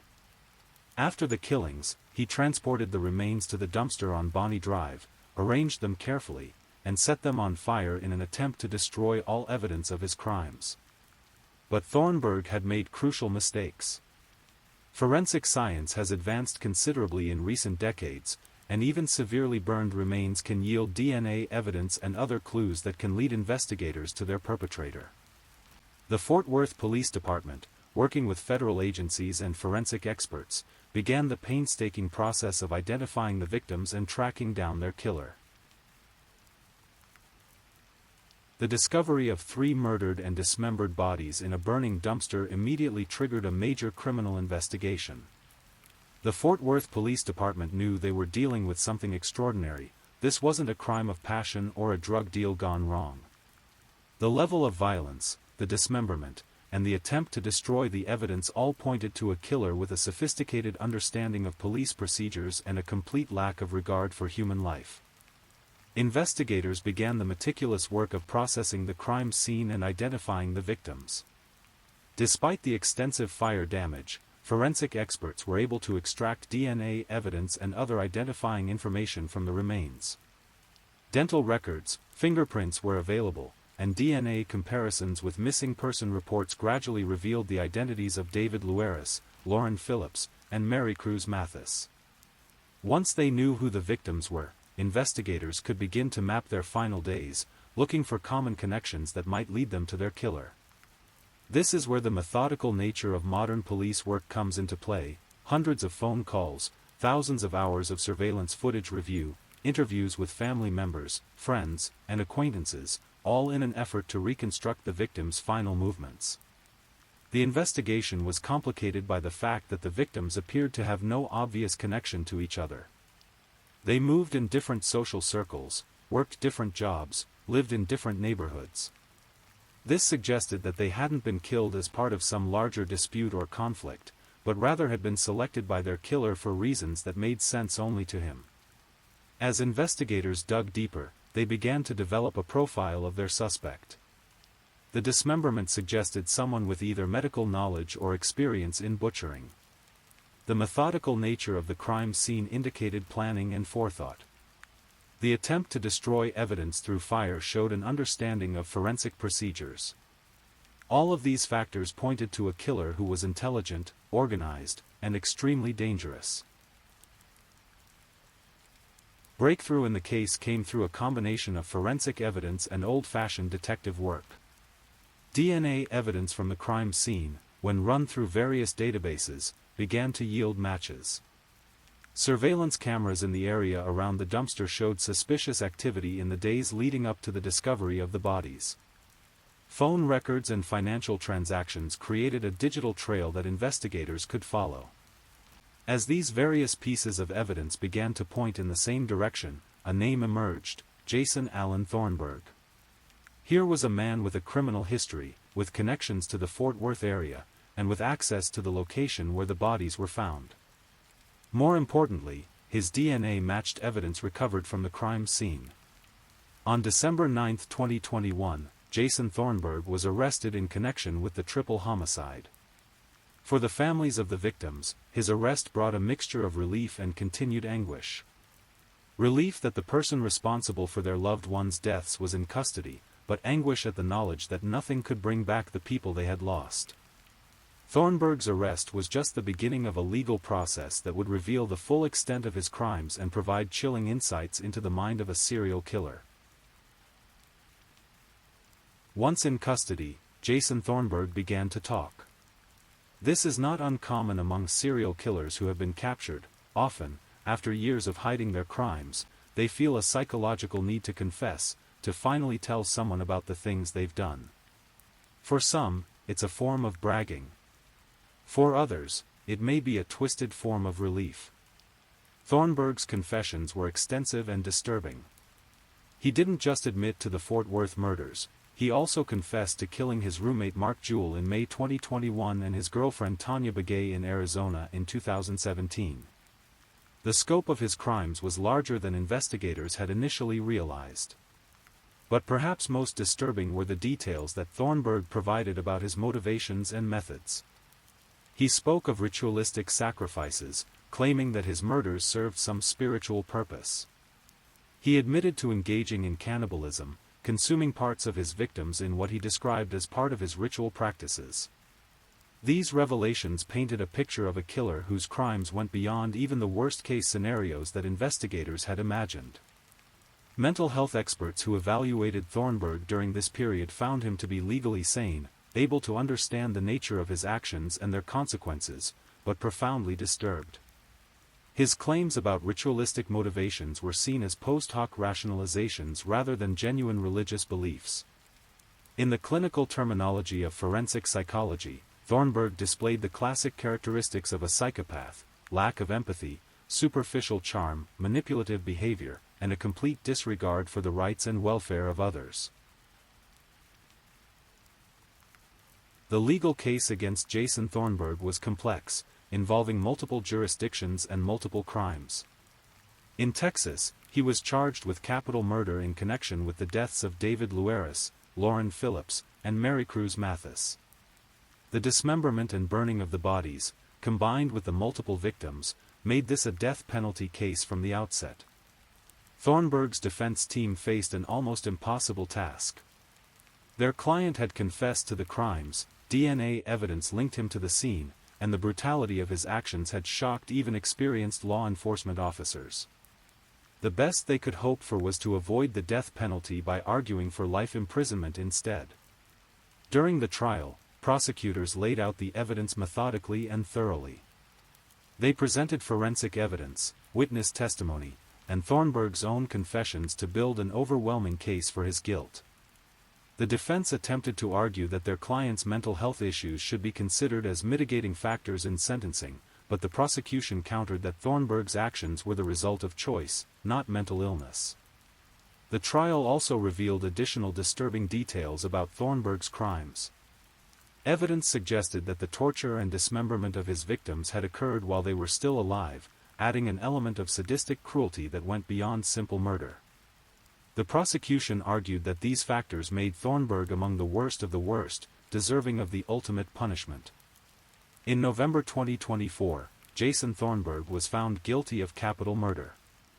Jason Thornburg, 44, was convicted of capital murder last month for the deaths of David Luares, 42, Lauren Phillips, 34, and Mary Cruz Mathis, 33. The conviction came after a trial that laid bare the full extent of his crimes and provided some measure of justice for the families of his victims. Following his conviction, the case moved to the penalty phase, where a jury would decide whether Jason Thornburg would receive life imprisonment or the death penalty. This phase of a capital case is often more complex than the guilt phase, as it requires jurors to consider not just the facts of the crime, but also the character of the defendant and the appropriate punishment for his actions. The prosecution argued that Thornburg's crimes were so heinous, so lacking in any mitigating factors, that only the death penalty could provide appropriate justice. They pointed to the ritualistic nature of the murders, the dismemberment and cannibalism, and Thornburg's apparent lack of remorse as evidence that he posed a continuing threat to society. The defense attempted to present mitigating evidence, including details about Thornburg's troubled background and possible mental health issues. However, their efforts were hampered by the overwhelming brutality of their client's crimes and his own statements about his motivations. A Tarrant County just gave Jason Thornburg, 44, the death penalty this week for what he called the human sacrifices of David Luares, 42, Lauren Phillips, 34, and Mary Cruz Mathis, 33. The jury deliberated and returned with a sentence of death, concluding that Jason Thornburg's crimes warranted the ultimate punishment under Texas law. The death sentence means that Thornburg will join the ranks of condemned inmates on Texas death row, where he will likely spend years, possibly decades, as his case works its way through the appeals process that is standard in capital cases. The case of Jason Thornburg has had ripple effects far beyond the immediate impact on the families of his victims. For law enforcement agencies across the country, his case serves as a reminder of the challenges posed by serial killers who cross jurisdictional boundaries and the importance of interagency cooperation in major investigations. For the Fort Worth community, the case shattered assumptions about safety and security. The idea that someone could commit such brutal crimes in their midst, disposing of bodies in a neighborhood dumpster, forced residents to confront the reality that evil can exist anywhere, even in places that seem safe and familiar. The case also highlighted ongoing issues related to missing and murdered Indigenous women. The missing Indigenous woman was Begay in Arizona. The FBI considers Tanya's case open, and her body has not been found. Tanya Begay's disappearance in Arizona had initially received little attention, a pattern that advocacy groups say is all too common when Indigenous women go missing. Her case became part of a broader conversation about the need for better resources and attention for crimes against Native American communities. For forensic scientists and criminal investigators, the Thornburg case provided valuable insights into the mind of a serial killer and the methods that can be used to track down even the most careful criminals. The successful identification of the victims despite the extensive burning, the use of DNA evidence and digital forensics to identify the perpetrator, and the coordination between multiple agencies all serve as best practices for future investigations. In all the discussion of Jason Thornburg's crimes and psychology, it's important not to lose sight of the people whose lives he took. David Luaris, Lauren Phillips, Mary Cruz Mathis, Mark Jewell, and Tanya Begay were not just crime statistics or entries in a criminal case file. They were human beings with families who loved them, friends who missed them, and dreams that will never be fulfilled. David Luaris was 42 years old when he died, a man in the prime of his life who had built relationships and made his mark on the world in ways both large and small.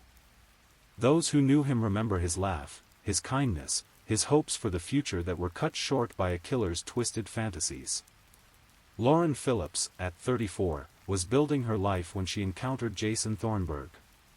She had family and friends who treasured her, who still struggled to understand how someone they loved could have fallen victim to such senseless violence. Mary Cruz Mathis was 33, with a lifetime of experiences and relationships ahead of her when her life was brutally ended. Her loved ones carry forward her memory, holding on to the moments of joy and love that she brought into their lives.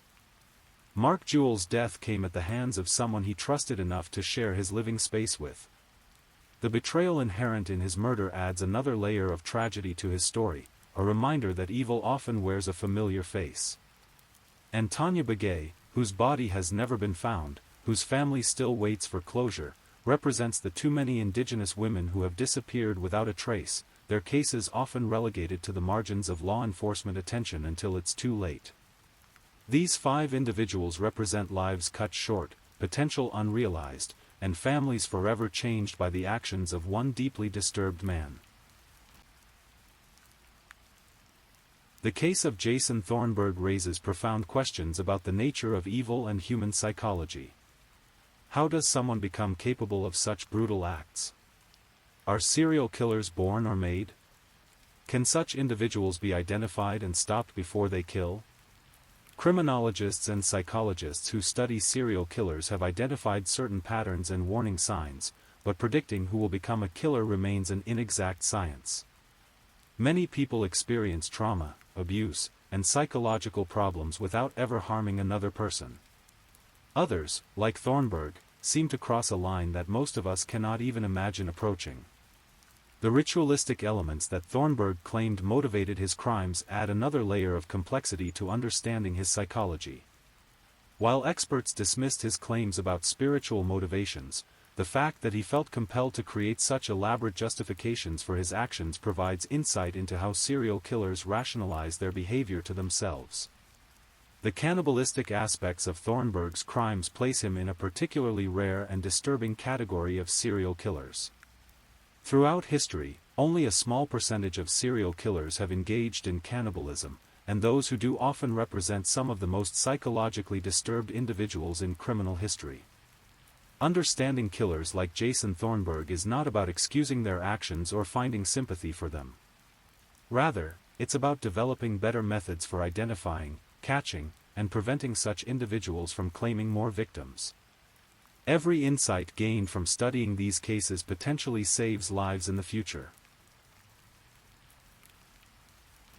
The successful investigation and prosecution of Jason Thornburg stands as a testament to modern law enforcement techniques and interagency cooperation. The case required coordination between local police, state agencies, and federal investigators across multiple states. It involved sophisticated forensic analysis, digital investigation techniques, and old-fashioned detective work. The Fort Worth Police Department's handling of the case has been widely praised within law enforcement circles. Their methodical approach to the investigation, their careful preservation and analysis of evidence, and their coordination with other agencies all contributed to a successful outcome that brought a dangerous serial killer to justice. The case also demonstrated the importance of DNA databases and forensic technology in solving modern crimes. Without these tools, it's possible that Thornburg might have continued killing indefinitely, leaving a trail of victims across multiple states. For other law enforcement agencies, the Thornburg case serves as a model for handling complex, multi-jurisdictional investigations. The techniques used and lessons learned will be studied and applied to future cases, potentially helping to solve crimes and save lives. With his death sentence now in place, Jason Thornburg's case enters a new phase. In Texas, as in other death penalty states, capital cases automatically undergo an extensive appeals process that can take years or even decades to complete. This process is designed to ensure that no innocent person is executed and that all legal procedures have been properly followed. Thornburg's appeals will likely focus on various aspects of his trial and sentencing. His attorneys may argue that he didn't receive adequate legal representation, that evidence was improperly admitted or excluded, or that his mental health issues should have been given greater weight in sentencing. These are standard arguments in death penalty appeals, and they reflect the complexity and gravity of capital cases. During this appeals process, Thornburg will remain on death row at the Texas Department of Criminal Justice's Polunsky Unit, where condemned inmates spend most of their time in solitary confinement.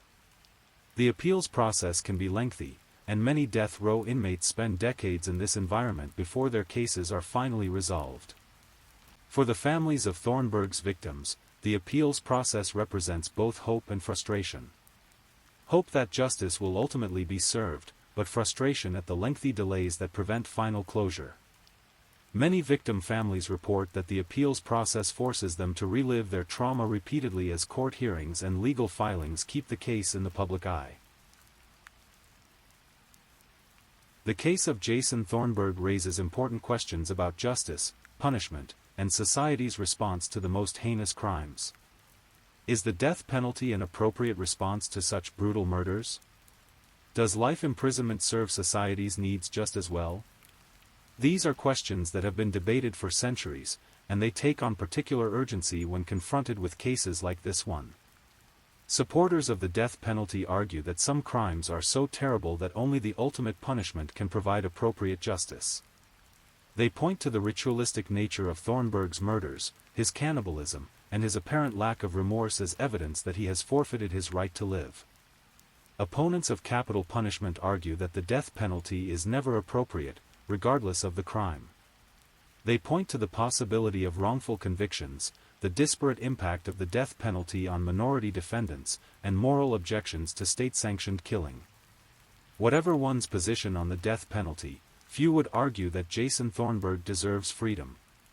His crimes were brutal, calculated, and showed a complete disregard for human life. Whether he spends the rest of his life on death row or in a maximum security prison, he will never again have the opportunity to harm innocent people.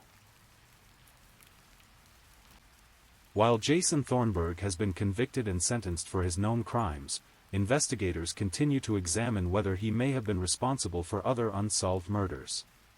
Serial killers often have more victims than those for which they are ultimately charged, and Thornburg's travels across multiple states raise the possibility that there are other crimes yet to be discovered. Law enforcement agencies in Arizona, Texas, and other states where Thornburg lived or traveled have reopened cold cases that might be connected to him. This process involves reviewing unsolved murders, disappearances, and other violent crimes that occurred during periods when Thornburg was in the area. The FBI's Behavioral Analysis Unit has also been involved in analyzing Thornburg's crimes and comparing them to unsolved cases in their database. This kind of analysis can sometimes reveal patterns that link previously unconnected crimes to a single perpetrator. For the families of people who have disappeared or been murdered in unsolved cases, the Thornburg investigation represents both hope and fear. Hope that they might finally get answers about what happened to their loved ones, but fear of learning that someone they cared about fell victim to such a brutal killer. The Jason Thornburg case offers several important lessons for law enforcement, the criminal justice system, and society as a whole. First, it demonstrates the importance of taking missing person reports seriously, particularly those involving vulnerable populations like indigenous women. Tanya Begay's disappearance in Arizona might have received more attention if there had been better systems in place for investigating such cases. Second, the case shows the value of interagency cooperation in major investigations. The successful prosecution of Thornburg required coordination between local, state, and federal agencies across multiple jurisdictions. This kind of cooperation should be the standard for complex criminal cases. Third, the case highlights the importance of forensic science and technology in modern criminal investigations. Without DNA analysis, digital forensics, and other advanced techniques, it might have been impossible to connect Thornburg to his crimes and build a case strong enough to secure a conviction. Finally, the case serves as a reminder that evil can exist anywhere, in any community. Jason Thornburg didn't look like a monster. He was someone's neighbor, roommate, and boyfriend. He moved through society without drawing unusual attention to himself, all while planning and committing horrific crimes. This reality underscores the importance of trusting our instincts when something seems wrong and reporting suspicious behavior to authorities. As we reach the end of this dark tale, Jason Allen Thornburg sits on death row in Texas, his fate sealed by his own actions and the judgment of his peers. Jason Allen Thornburg, born August 27, 1980, is a Native American convicted serial killer who was charged in December 2021 with the dismemberment and murders of David Luares, Lauren Phillips, and Mary Cruz Mathis, in Fort Worth, Texas. Thornburg additionally confessed to murdering his girlfriend, Tanya Begay, in Arizona in 2017 and his former roommate, Mark Jewell, in Texas in May 2021. His story serves as a chilling reminder of the capacity for evil that exists within some individuals, and the importance of the systems and people who work to protect society from such predators. The Fort Worth Police Department, the prosecutors who brought him to justice, and the forensic experts who analyzed the evidence all played crucial roles in ensuring that Jason Thornburg will never kill again. But perhaps most importantly, this story is about the victims whose lives were cut short by a killer's twisted fantasies. David Luares, Lauren Phillips, Mary Cruz Mathis, Mark Jewell, and Tanya Begay deserve to be remembered not as crime statistics, but as human beings who mattered to the people who loved them. Their memories live on in the hearts of their families and friends, and their stories serve as a reminder of the preciousness of human life. The dumpster fire that led to the discovery of 3 bodies on Bonnie Drive in Fort Worth was extinguished within hours of being reported. But the investigation it launched revealed a killer whose crimes stretched across years and state lines, ultimately bringing justice for 5 victims and ensuring that Jason Thornburg's reign of terror came to an end. In the quiet hours of the night, when the world is still and darkness seems to hold more power than usual, it's easy to imagine that monsters are lurking in the shadows. The truth, as the case of Jason Thornburg demonstrates, is that the real monsters don't hide in shadows. They walk among us, wearing human faces and living ordinary-seeming lives, until something goes terribly wrong and their true nature is revealed.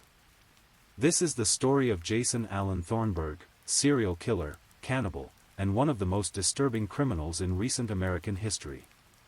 It's a story of lives lost, families shattered, and a justice system that ultimately prevailed. And it's a reminder that in a world where such evil can exist, we must remain vigilant, supportive of one another, and grateful for those who dedicate their lives to protecting the innocent from those who would do them harm. The case is closed, but the memories of the victims live on. And sometimes, that's the only justice we can find in a world that can be both beautiful and terrible, often in the span of a single morning when firefighters respond to what they think is a simple dumpster fire and discover something that changes everything. Please, if you're still awake, let's move on to our last story. Story 5. Tonight, we'll explore a story from the shadows of American history, a tale that unfolded in the gaslit hospitals and quiet homes of Massachusetts over a century ago. Tonight, we journey into the life of a woman known to her colleagues as Jolly Jane, a nickname that masked one of the most disturbing criminal minds in American history. The story of Jane Toppin is one of hidden darkness, of a trusted caregiver who betrayed the most fundamental oath of her profession, and of a mind so twisted that even today, over a century later, we struggle to fully comprehend the depths of her crimes. Our story begins not with Jane Toppin, but with a little girl named Honora Kelly, born on March 31, 1854, in the crowded tenements of Boston. The city was bustling with Irish immigrants fleeing the devastating potato famine, seeking the promise of a better life in America. But for young Honora, that promise would remain forever out of reach. Honora was the youngest of 3 or 4 daughters born to Peter Kelly and Bridget Finn. Her father, Peter, was a man broken by alcohol and poverty, a tailor by trade who struggled to support his growing family in the unforgiving urban landscape of mid-19th century Boston. Her mother, Bridget, was a frail woman who had already given birth to several children when Honora came into the world. The Kelly household was one of desperation. Peter Kelly was known throughout their neighborhood as a violent drunk, a man whose demons drove him to abuse both the bottle and his family with equal fervor. The small apartment they called home was filled more often with screams than laughter, more with the smell of cheap whiskey than home-cooked meals. When Honora was barely 2 years old, tragedy struck the already fractured family. Her mother, Bridget, succumbed to consumption, what we now know as tuberculosis. The disease had been slowly eating away at her lungs for months, leaving her unable to care for her children or protect them from their father's increasingly erratic behavior. With Bridget gone, Peter Kelly found himself alone with young children he could barely afford to feed, let alone care for properly. His drinking intensified, and his ability to maintain steady work disappeared entirely. The children often went hungry, huddling together in their cold apartment while their father stumbled through the streets of Boston, drowning his sorrows in whatever alcohol he could afford. It was clear to everyone in their neighborhood that the Kelly children were in danger. Peter's violent outbursts became more frequent and more severe. Neighbors would hear the sound of breaking glass and children crying late into the night. The local authorities, limited as they were in those days, began to take notice. By 1860, when Honora was just 6 years old, the inevitable happened. Peter Kelly, unable to care for his children and deemed unfit by local authorities, was forced to surrender them to the Boston Female Asylum. This institution, like many others of its time, served as a repository for unwanted children, orphans, abandoned children, and those whose parents were considered unfit. For little Honora, entering the asylum marked the end of one nightmare and the beginning of another. The Boston Female Asylum was a cold, institutional place where children were seen as burdens to be managed rather than young souls to be nurtured. The building itself was a massive, imposing structure with long corridors that echoed with the footsteps of dozens of children, all searching for something they would never find within those walls: love. The asylum operated on strict schedules and harsh discipline. Children woke before dawn to the sound of bells, dressed in identical gray uniforms, and spent their days in regimented activities designed more to keep them occupied than to educate or inspire them. Meals were sparse and often cold. Physical punishment was common for even minor infractions. But perhaps more damaging than the physical hardships was the emotional void that permeated the institution. These children, already traumatized by abandonment and abuse, found no comfort, no individual attention, and no sense that they mattered as individuals. They were numbers, cases to be processed and eventually moved along to whatever fate awaited them. For Honora, these formative years at the asylum would prove to be crucially damaging to her psychological development. She was a bright child, but one who learned early that survival meant adaptation, manipulation, and above all, the ability to present whatever face was necessary to get what she needed. She learned to smile when adults were watching, to be helpful when it served her purposes, and to hide her true feelings behind a mask of cheerful compliance. The other children at the asylum would later remember Honora as someone who seemed different, too eager to please, too quick with a smile, too willing to help with tasks that others avoided.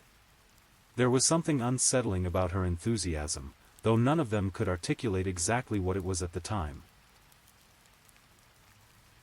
In 1862, when Honora was 8 years old, her life took what appeared to be a turn for the better.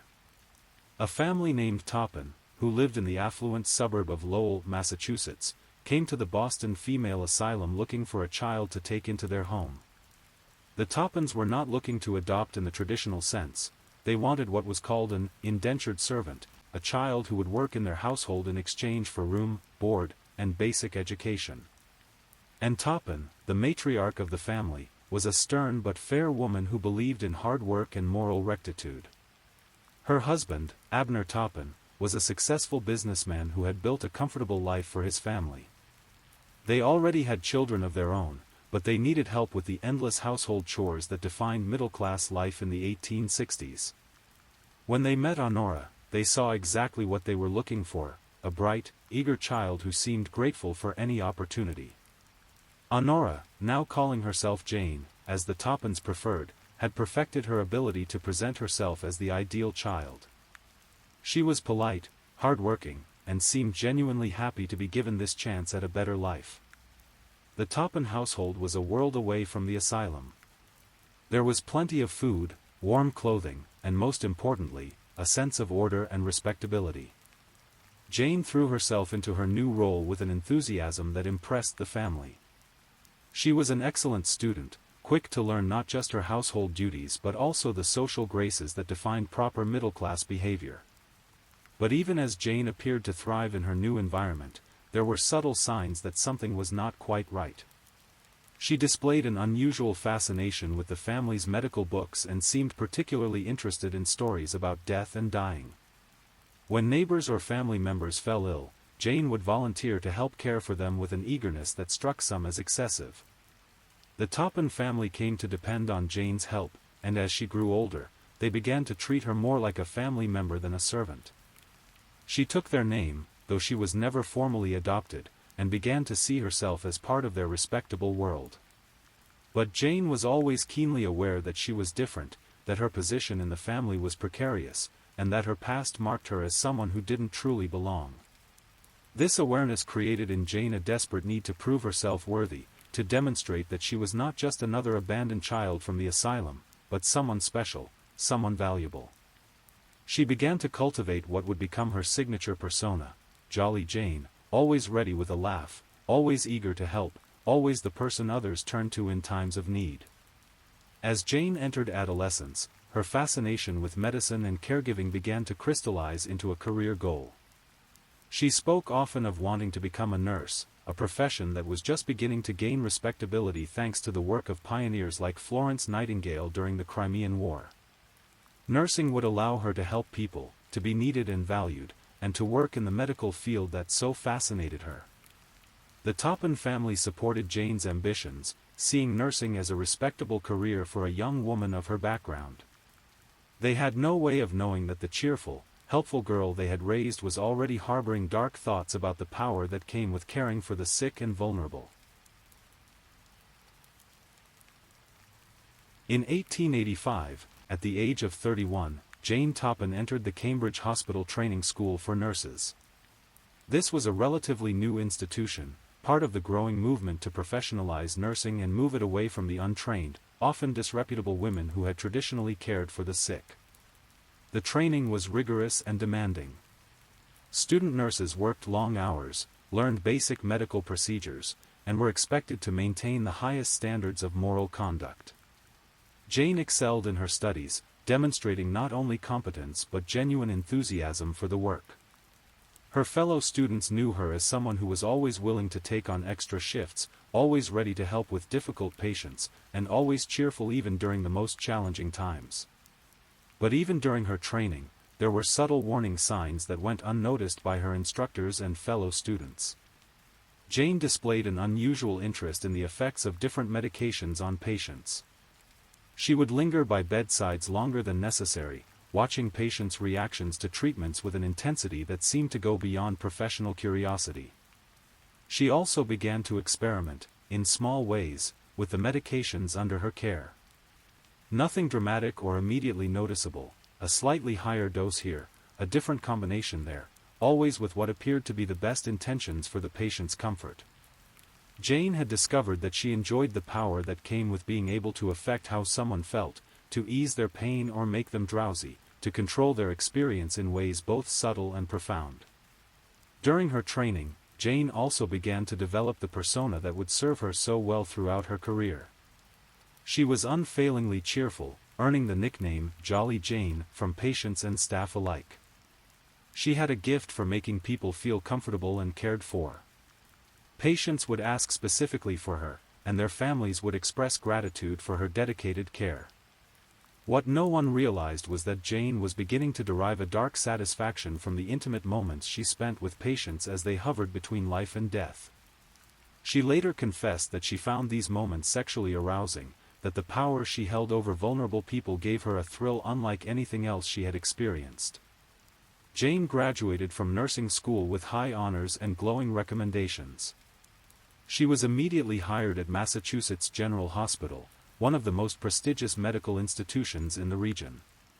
Her supervisors saw her as exactly the kind of dedicated professional they wanted on their staff, competent, caring, and absolutely devoted to her patients' welfare. Jane's early years at Massachusetts General Hospital established her reputation as one of the most dedicated nurses on staff. She worked primarily in the medical wards, caring for patients with a wide range of ailments. Her patients loved her. She was always ready with a smile, a kind word, or a gentle touch. She seemed to have an intuitive understanding of what sick people needed, and she was tireless in providing it. But beneath this caring exterior, Jane was beginning to explore darker impulses. She had access to a wide range of medications, including morphine, atropine, and digitalis, powerful drugs that could either heal or kill depending on the dosage and application. Jane began to conduct what she thought of as experiments, carefully observing how different drugs affected her patients in ways that went far beyond their prescribed medical purposes. Her first confirmed victim was an elderly patient named Amelia Finney, who was recovering from a stomach ailment. Mrs. Finney was responding well to treatment and was expected to make a full recovery when Jane began administering what she later described as extra doses of medication to help the woman sleep. Mrs. Finney's condition began to deteriorate mysteriously. She would seem to improve during the day, only to take sudden turns for the worse during Jane's night shifts. Jane would sit by Mrs. Finney's bedside during these episodes, ostensibly monitoring her condition but actually savoring the power she held over the woman's life. She later confessed that she would sometimes revive patients who were close to death, only to poison them again, extending their suffering in her own dark pleasure. When Mrs. Finney finally died, after weeks of mysterious ups and downs, Jane was praised for her dedicated care. The doctors attributed the woman's death to complications from her original condition, never suspecting that their most trusted nurse had been slowly poisoning her patient for her own twisted gratification. This first successful murder opened a floodgate for Jane. She had discovered that she could kill with impunity, that her reputation as a caring nurse provided the perfect cover for her crimes. More importantly, she had learned that the process of slowly poisoning someone gave her an intoxicating sense of power and control that nothing else in her life had ever provided. Over the following months, several more patients in Jane's care died under mysterious circumstances. There would be Mrs. Sarah Connors, an elderly woman recovering from pneumonia who suffered a sudden cardiac event during Jane's shift. There was Mr. George Williams, a middle-aged man being treated for kidney stones who developed unexplained neurological symptoms before dying of apparent heart failure. Each death followed a similar pattern. The patient would be recovering well until Jane began administering what she described as comfort measures, additional medications to help them sleep better or ease their anxiety. The patients would then begin to experience mysterious symptoms, irregular heartbeats, difficulty breathing, sudden weakness, or strange alterations in consciousness. Jane became expert at timing these episodes to occur during her shifts, when she could be present to comfort the dying patient and provide detailed accounts of their final moments to grieving family members. She developed a reputation as someone who had a special gift for easing the transition from life to death, and families began to request her specifically when their loved ones were seriously ill. After several years at Massachusetts General Hospital, Jane decided to branch out into private nursing.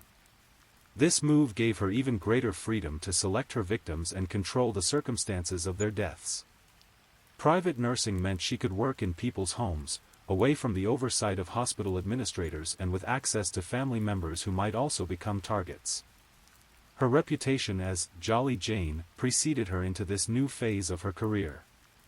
Wealthy families sought her out to care for their sick and elderly relatives, trusting her completely with their loved ones' welfare.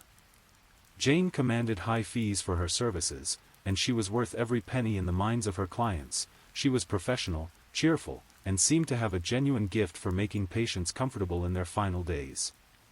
But this new freedom also allowed Jane to expand her killing spree beyond random patients to people in her personal life who had somehow displeased her or who simply presented convenient opportunities. Her victims during this period included her foster sister Elizabeth, her landlord Ormal Brigham, and his wife Sarah, people who trusted her completely and never suspected that the woman who smiled so warmly was planning their deaths. Elizabeth's murder was particularly cold-blooded. Jane had maintained a relationship with her foster sister over the years, and Elizabeth often turned to Jane for medical advice when she wasn't feeling well. When Elizabeth developed what appeared to be a minor stomach ailment, she asked Jane to care for her. Jane moved into Elizabeth's home, ostensibly to nurse her back to health. Over the course of several weeks, Jane slowly poisoned Elizabeth with a combination of morphine and atropine, drugs that would cause symptoms resembling a severe gastrointestinal illness. Elizabeth suffered terribly, experiencing waves of nausea, heart palpitations, and hallucinations. Through it all, Jane was her constant companion, holding her hand, wiping her brow, and expressing deep concern for her condition. When Elizabeth finally died, Jane was beside herself with apparent grief. She wept openly at the funeral and spoke movingly about how much she had loved her foster sister. The attending physician attributed Elizabeth's death to gastritis, never suspecting that she had been murdered by the very person who had cared for her so devotedly. The Brigham murders followed a similar pattern. Jane had been renting a room from the elderly couple, and they had grown fond of her cheerful presence in their home. When first Ormal and then Sarah fell ill with mysterious ailments, Jane offered to care for them as a gesture of gratitude for their kindness to her. Both deaths appeared to be from natural causes related to their advanced age and general poor health. Jane's careful administration of poisons mimicked the symptoms of common ailments that might be expected in elderly people. She had learned to vary her methods, sometimes using digitalis to cause heart problems, other times employing morphine and atropine to create respiratory issues or neurological symptoms. In the summer of 1901, Jane's killing spree reached its most audacious and ultimately self-destructive phase with the systematic murder of the Davis family of Lowell, Massachusetts. This case would finally expose her crimes and bring her long career of death to an end. The Davis family had hired Jane to care for Mattie Davis, the elderly matriarch of the family, during what they believed would be her final illness. Mattie was suffering from a serious ailment and had been declining for several weeks when her family decided to hire a private nurse to make her more comfortable. Jane came highly recommended, and the Davis family was immediately charmed by her warm personality and professional demeanor. She moved into their summer cottage on Cape Cod, where Mattie was spending what everyone expected to be her final days surrounded by family members. But Jane saw the Davis family situation as presenting multiple opportunities. Not only was there Mattie, her official patient, but there were also other family members who could potentially become victims. The isolated cottage setting gave her unprecedented control over the environment and reduced the likelihood of outside interference. Jane began with Mattie, as expected.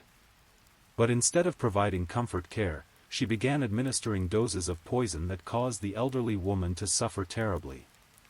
Maddie experienced severe pain, difficulty breathing, and periods of delirium that were heartbreaking for her family to witness. Jane positioned herself as the family's main source of comfort during this difficult time, explaining that such symptoms were unfortunately common in cases like Maddie's.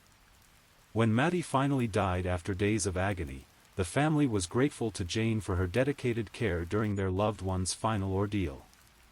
They asked her to stay on to help with funeral arrangements and to provide some comfort during their time of grief.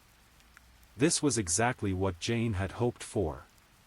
With Maddie dead, she turned her attention to other family members. First was Alden Davis, Maddie's son, who had been staying at the cottage to be close to his mother during her final illness. Jane convinced him to let her prepare some special meals to help him maintain his strength during this difficult time. Within days of his mother's funeral, Alden began experiencing severe stomach problems. He complained of nausea, dizziness, and strange sensations throughout his body. Jane was constantly at his side, expressing deep concern and offering various remedies that only seemed to make his condition worse. Alden's wife Genevieve became Jane's next target. Genevieve had been impressed by Jane's care of Maddie and grateful for her support during the family's time of grief. When Genevieve began feeling unwell, she naturally turned to Jane for help. Jane prepared special teas and medications that she claimed would help Genevieve feel better. Both Alden and Genevieve died within days of each other, their deaths appearing to be related to some kind of severe gastrointestinal illness that had struck the family in the wake of their grief over Maddie's death. The local doctor attributed their deaths to food poisoning or some other environmental cause, possibly related to the cottage's water supply or some contaminated food they had consumed. Finally, Jane turned her attention to Minnie Gibbs, Genevieve's sister, who had come to the cottage to help with funeral arrangements. Minnie was a healthy young woman with no history of serious illness, but Jane was confident in her ability to make anyone's death appear natural. Minnie's murder would prove to be Jane's undoing. Unlike the others, Minnie's death was so sudden and unexpected that it raised immediate suspicions. She had been perfectly healthy when she arrived at the cottage, and within days she was dead from what appeared to be the same mysterious illness that had killed the other family members. The deaths of 4 members of the Davis family within a matter of weeks struck even the most trusting observers as highly unusual. While individual deaths could be explained away as natural causes or unfortunate coincidences, the systematic elimination of an entire family raised questions that demanded answers. The first person to voice suspicions was Captain Paul Gibbs, Minnie's husband and a respected member of the community. Captain Gibbs had been away at sea when his wife died, and when he returned to find not only his wife but 3 other family members dead, he immediately suspected that something was terribly wrong. Captain Gibbs knew his wife had been in perfect health when he left, and he found it impossible to believe that she could have died from natural causes so suddenly. He also noticed that Jane Toppin seemed remarkably unaffected by the string of tragedies that had befallen the family she was supposed to be caring for. While others mourned, Jane maintained her characteristic cheerfulness and seemed almost eager to discuss the details of each death. Captain Gibbs approached local authorities with his concerns, demanding that his wife's death be investigated more thoroughly. Initially, he was met with skepticism. Jane Toppin was a respected nurse with an impeccable reputation. The idea that she might have murdered the very people she was paid to care for seemed preposterous to many. But Captain Gibbs was persistent, and he had some influential connections in the community who agreed to listen to his concerns. A local physician was asked to review the circumstances surrounding the Davis family deaths, and what he found was troubling enough to warrant further investigation. The physician noted that all 4 deaths had occurred while Jane Toppin was present in the house, and all had involved symptoms that were consistent with poisoning rather than natural illness. The timing of the deaths was also suspicious. Each person had become ill and died shortly after Jane had prepared food or medication for them. Authorities decided to exhume the bodies of the Davis family members for toxicological examination. This was a dramatic step that caused considerable controversy in the community. Many people continued to defend Jane, arguing that she was being unfairly suspected simply because she had been present during a tragic series of natural deaths. The toxicology results, however, were conclusive. All 4 bodies contained significant levels of morphine and atropine, drugs that Jane would have had easy access to as a nurse but that had no legitimate medical reason for being present in these concentrations. The evidence clearly indicated that the Davis family members had been systematically poisoned. On August 31, 1901, Jane Toppin was arrested for the murder of Minnie Gibbs. The arrest sent shockwaves through the medical community and the general public. Here was a nurse who had been universally trusted and admired, now accused of using her position to murder the very people she was supposed to heal. Jane's initial response to her arrest was one of indignant denial. She maintained her innocence and expressed shock that anyone could believe she was capable of such crimes. She pointed to her years of dedicated service, her reputation in the community, and the many lives she had saved during her nursing career. But as the evidence mounted against her, and as investigators began to look more closely at other deaths that had occurred in her presence, Jane's story began to fall apart. The pattern was unmistakable. Wherever Jane had worked, there had been an unusual number of deaths among patients who should have recovered. Authorities began exhuming other bodies and interviewing Jane's former colleagues and the families of her previous patients. What they discovered was a trail of death that stretched back over her entire nursing career.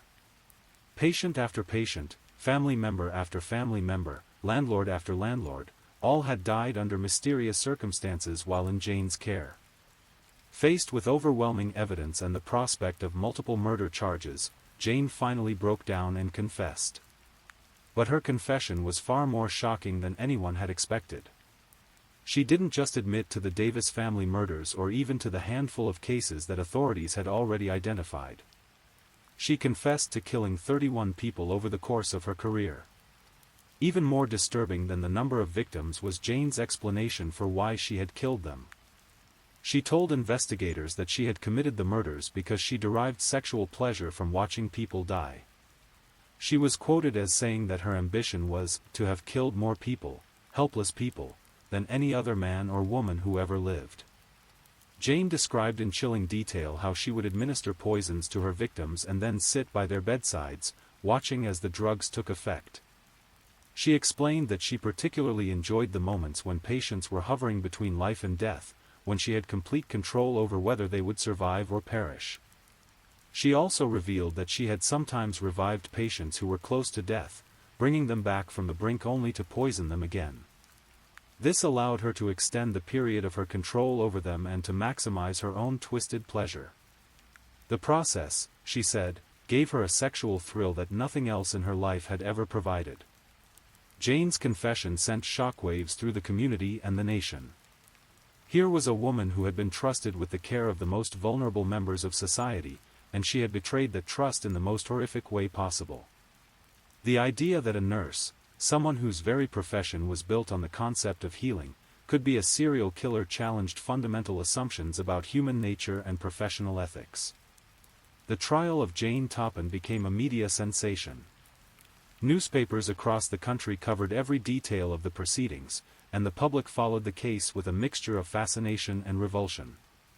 Jane had become known as Jolly Jane, and the contrast between her cheerful public persona and her horrific crimes made for compelling and disturbing reading.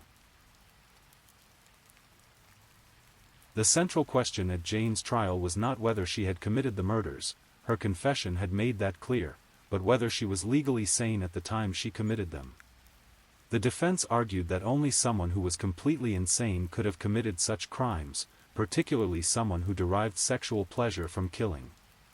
The prosecution, however, argued that Jane's crimes showed clear evidence of planning and premeditation.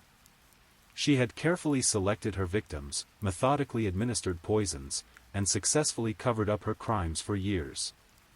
This level of organization and forethought, they argued, was inconsistent with legal insanity. The question of Jane's sanity was complicated by the limited understanding of mental illness in 1902. The field of psychiatry was still in its infancy, and there was little understanding of conditions like psychopathy or sexual sadism that might explain Jane's behavior. The legal system was equipped to deal with obvious cases of insanity, people who were clearly delusional or unable to understand the nature of their actions, but Jane's case was far more complex. Several medical experts testified about Jane's mental state. Some argued that her childhood trauma at the hands of her abusive father and her years in the harsh environment of the asylum had damaged her psychologically in ways that made her crimes understandable, if not excusable. Others pointed to her ability to function normally in society, maintain professional relationships, and successfully conceal her crimes as evidence that she was legally sane. Jane herself seemed to understand the implications of the sanity question for her fate. If she were found legally sane, she would likely face execution. If she were found insane, she would be committed to a mental institution for the rest of her life.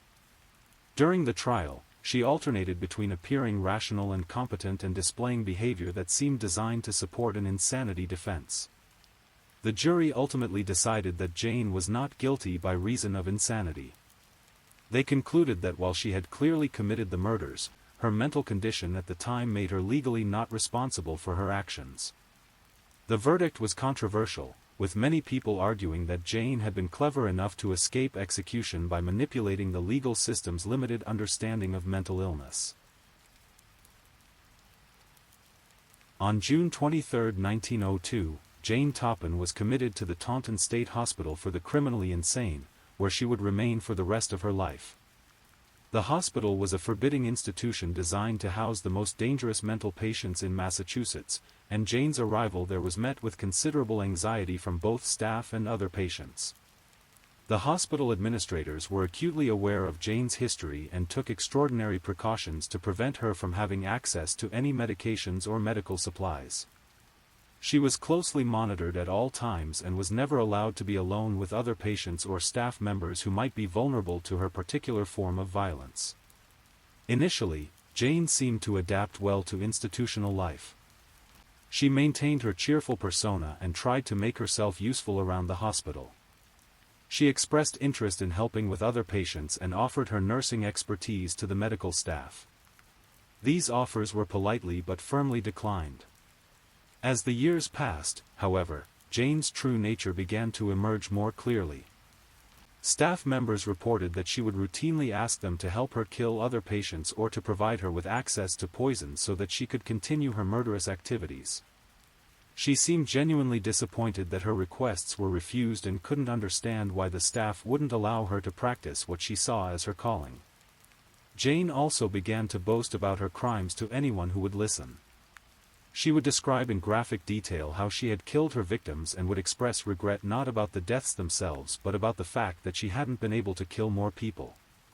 She spoke often about her ambition to become the most prolific killer in history and seemed frustrated that her institutional confinement was preventing her from achieving this goal.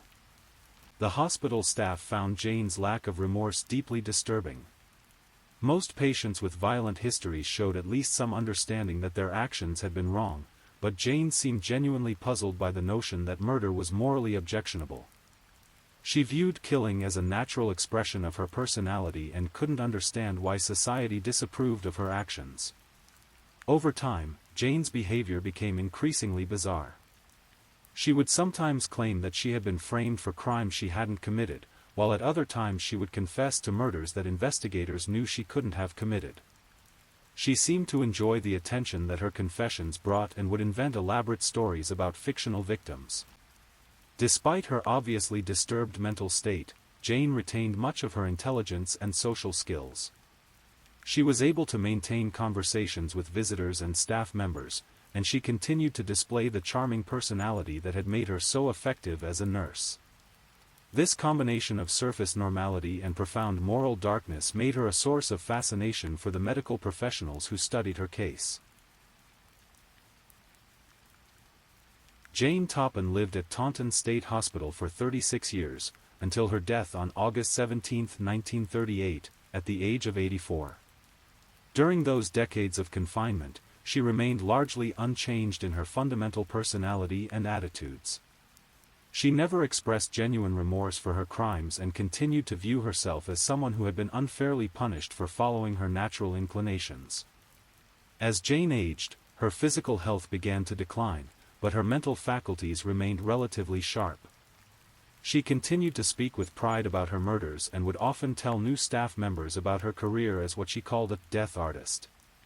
She seemed to view her crimes as a form of creative expression and was frustrated that the world didn't appreciate her particular talent. In her final years, Jane became something of a curiosity for medical researchers who were beginning to develop a better understanding of criminal psychology.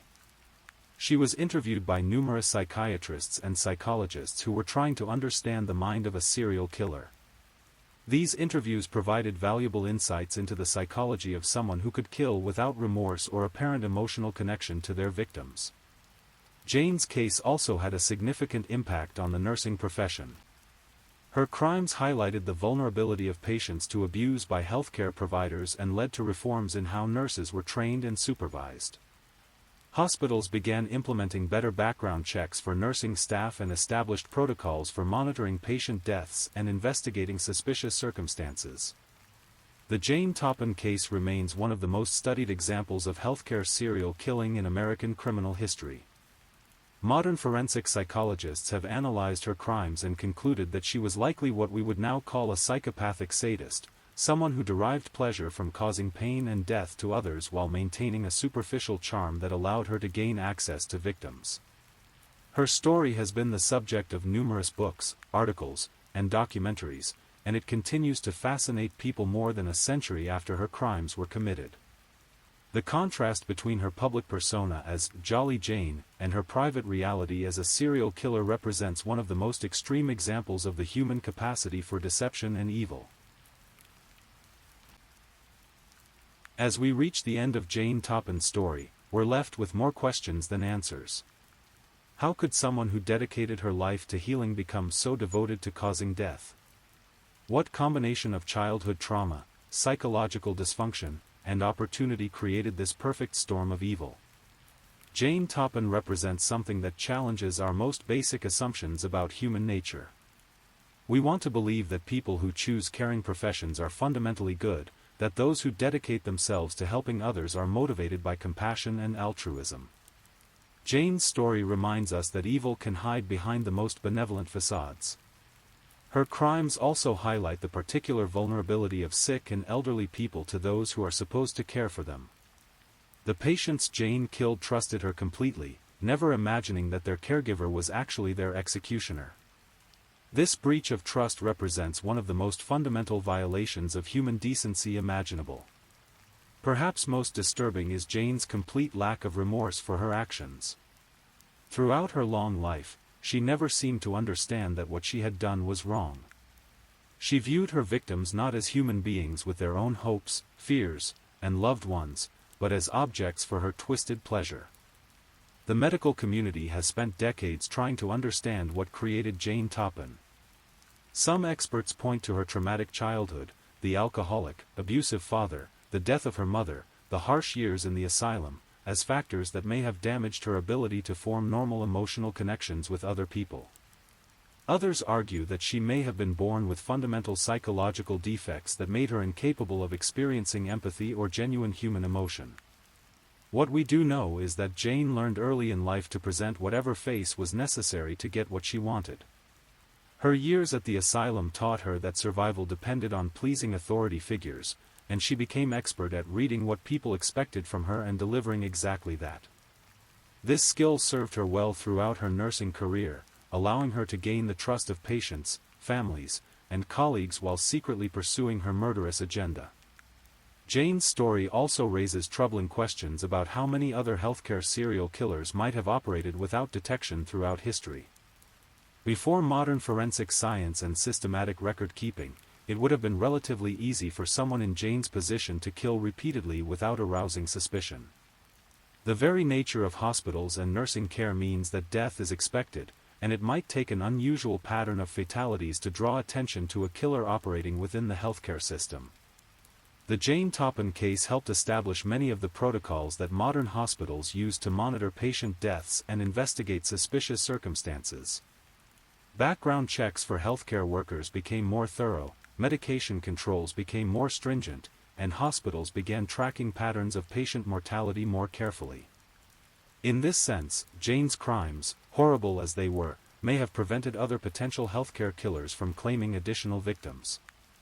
But perhaps the most important lesson from Jane Toppan's story is the reminder that evil can hide behind the most innocent and caring facades. The patients who died at Jane's hands trusted her completely. They saw her cheerful smile, experienced her gentle touch, and heard her soothing words, never imagining that she was slowly poisoning them for her own twisted gratification. Jane Toppan died as she had lived for most of her adult life, unrepentant and unchanged. The woman who had once terrorized Massachusetts and shocked the nation with her confessions passed away quietly in her hospital bed, taking with her the secrets of whatever psychological darkness had driven her to kill. She was buried in an unmarked grave, a final anonymity for someone who had once craved recognition as history's most prolific killer. Her victims, meanwhile, are remembered not for how they died but for how they lived. They were mothers and fathers, husbands and wives, people with their own dreams and struggles who deserved to live out their natural lives surrounded by genuine love and care. They trusted Jane Toppan with their most vulnerable moments, and she betrayed that trust in the most ultimate way possible. The story of Jane Toppan serves as a dark reminder of the capacity for evil that can lurk within seemingly ordinary people. It challenges us to remain vigilant, to question our assumptions, and to remember that the most dangerous predators are often those who gain our trust by appearing to be our protectors. As you settle in for sleep tonight, remember that Jane Toppan's crimes occurred over a century ago, in a different time and place. The woman who called herself Jolly Jane has been dead for more than 80 years, her reign of terror long ended. The hospitals and nursing homes where our loved ones receive care today are protected by safeguards and oversight that didn't exist in Jane's time. But her story remains with us as a cautionary tale, a reminder to cherish the genuine caregivers in our lives while remaining aware that not everyone who claims to help actually has our best interests at heart. It's a story that speaks to the darkest corners of human nature while also highlighting the resilience of communities that came together to stop a killer and seek justice for her victims. The gaslit wards where Jane once prowled are now brightly lit with electric lights. The dangerous medications she used to kill are now carefully controlled and monitored. The isolation that allowed her to operate undetected has been replaced by transparency and accountability. Yet her story endures, not as a source of fear, but as a reminder of how far we've come in protecting the vulnerable and holding accountable those who would abuse positions of trust. Jane Toppan thought she would be remembered as history's greatest killer. Instead, she's remembered as a cautionary tale, a dark chapter in medical history that helped create the safeguards that protect patients today. In the end, perhaps that's the most fitting legacy for someone who spent her life taking lives, that her crimes ultimately served to save others.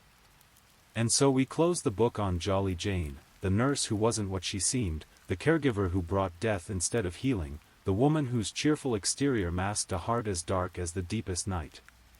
Her story has been told, her victims remembered, and her legacy transformed from one of terror to one of protection for future generations.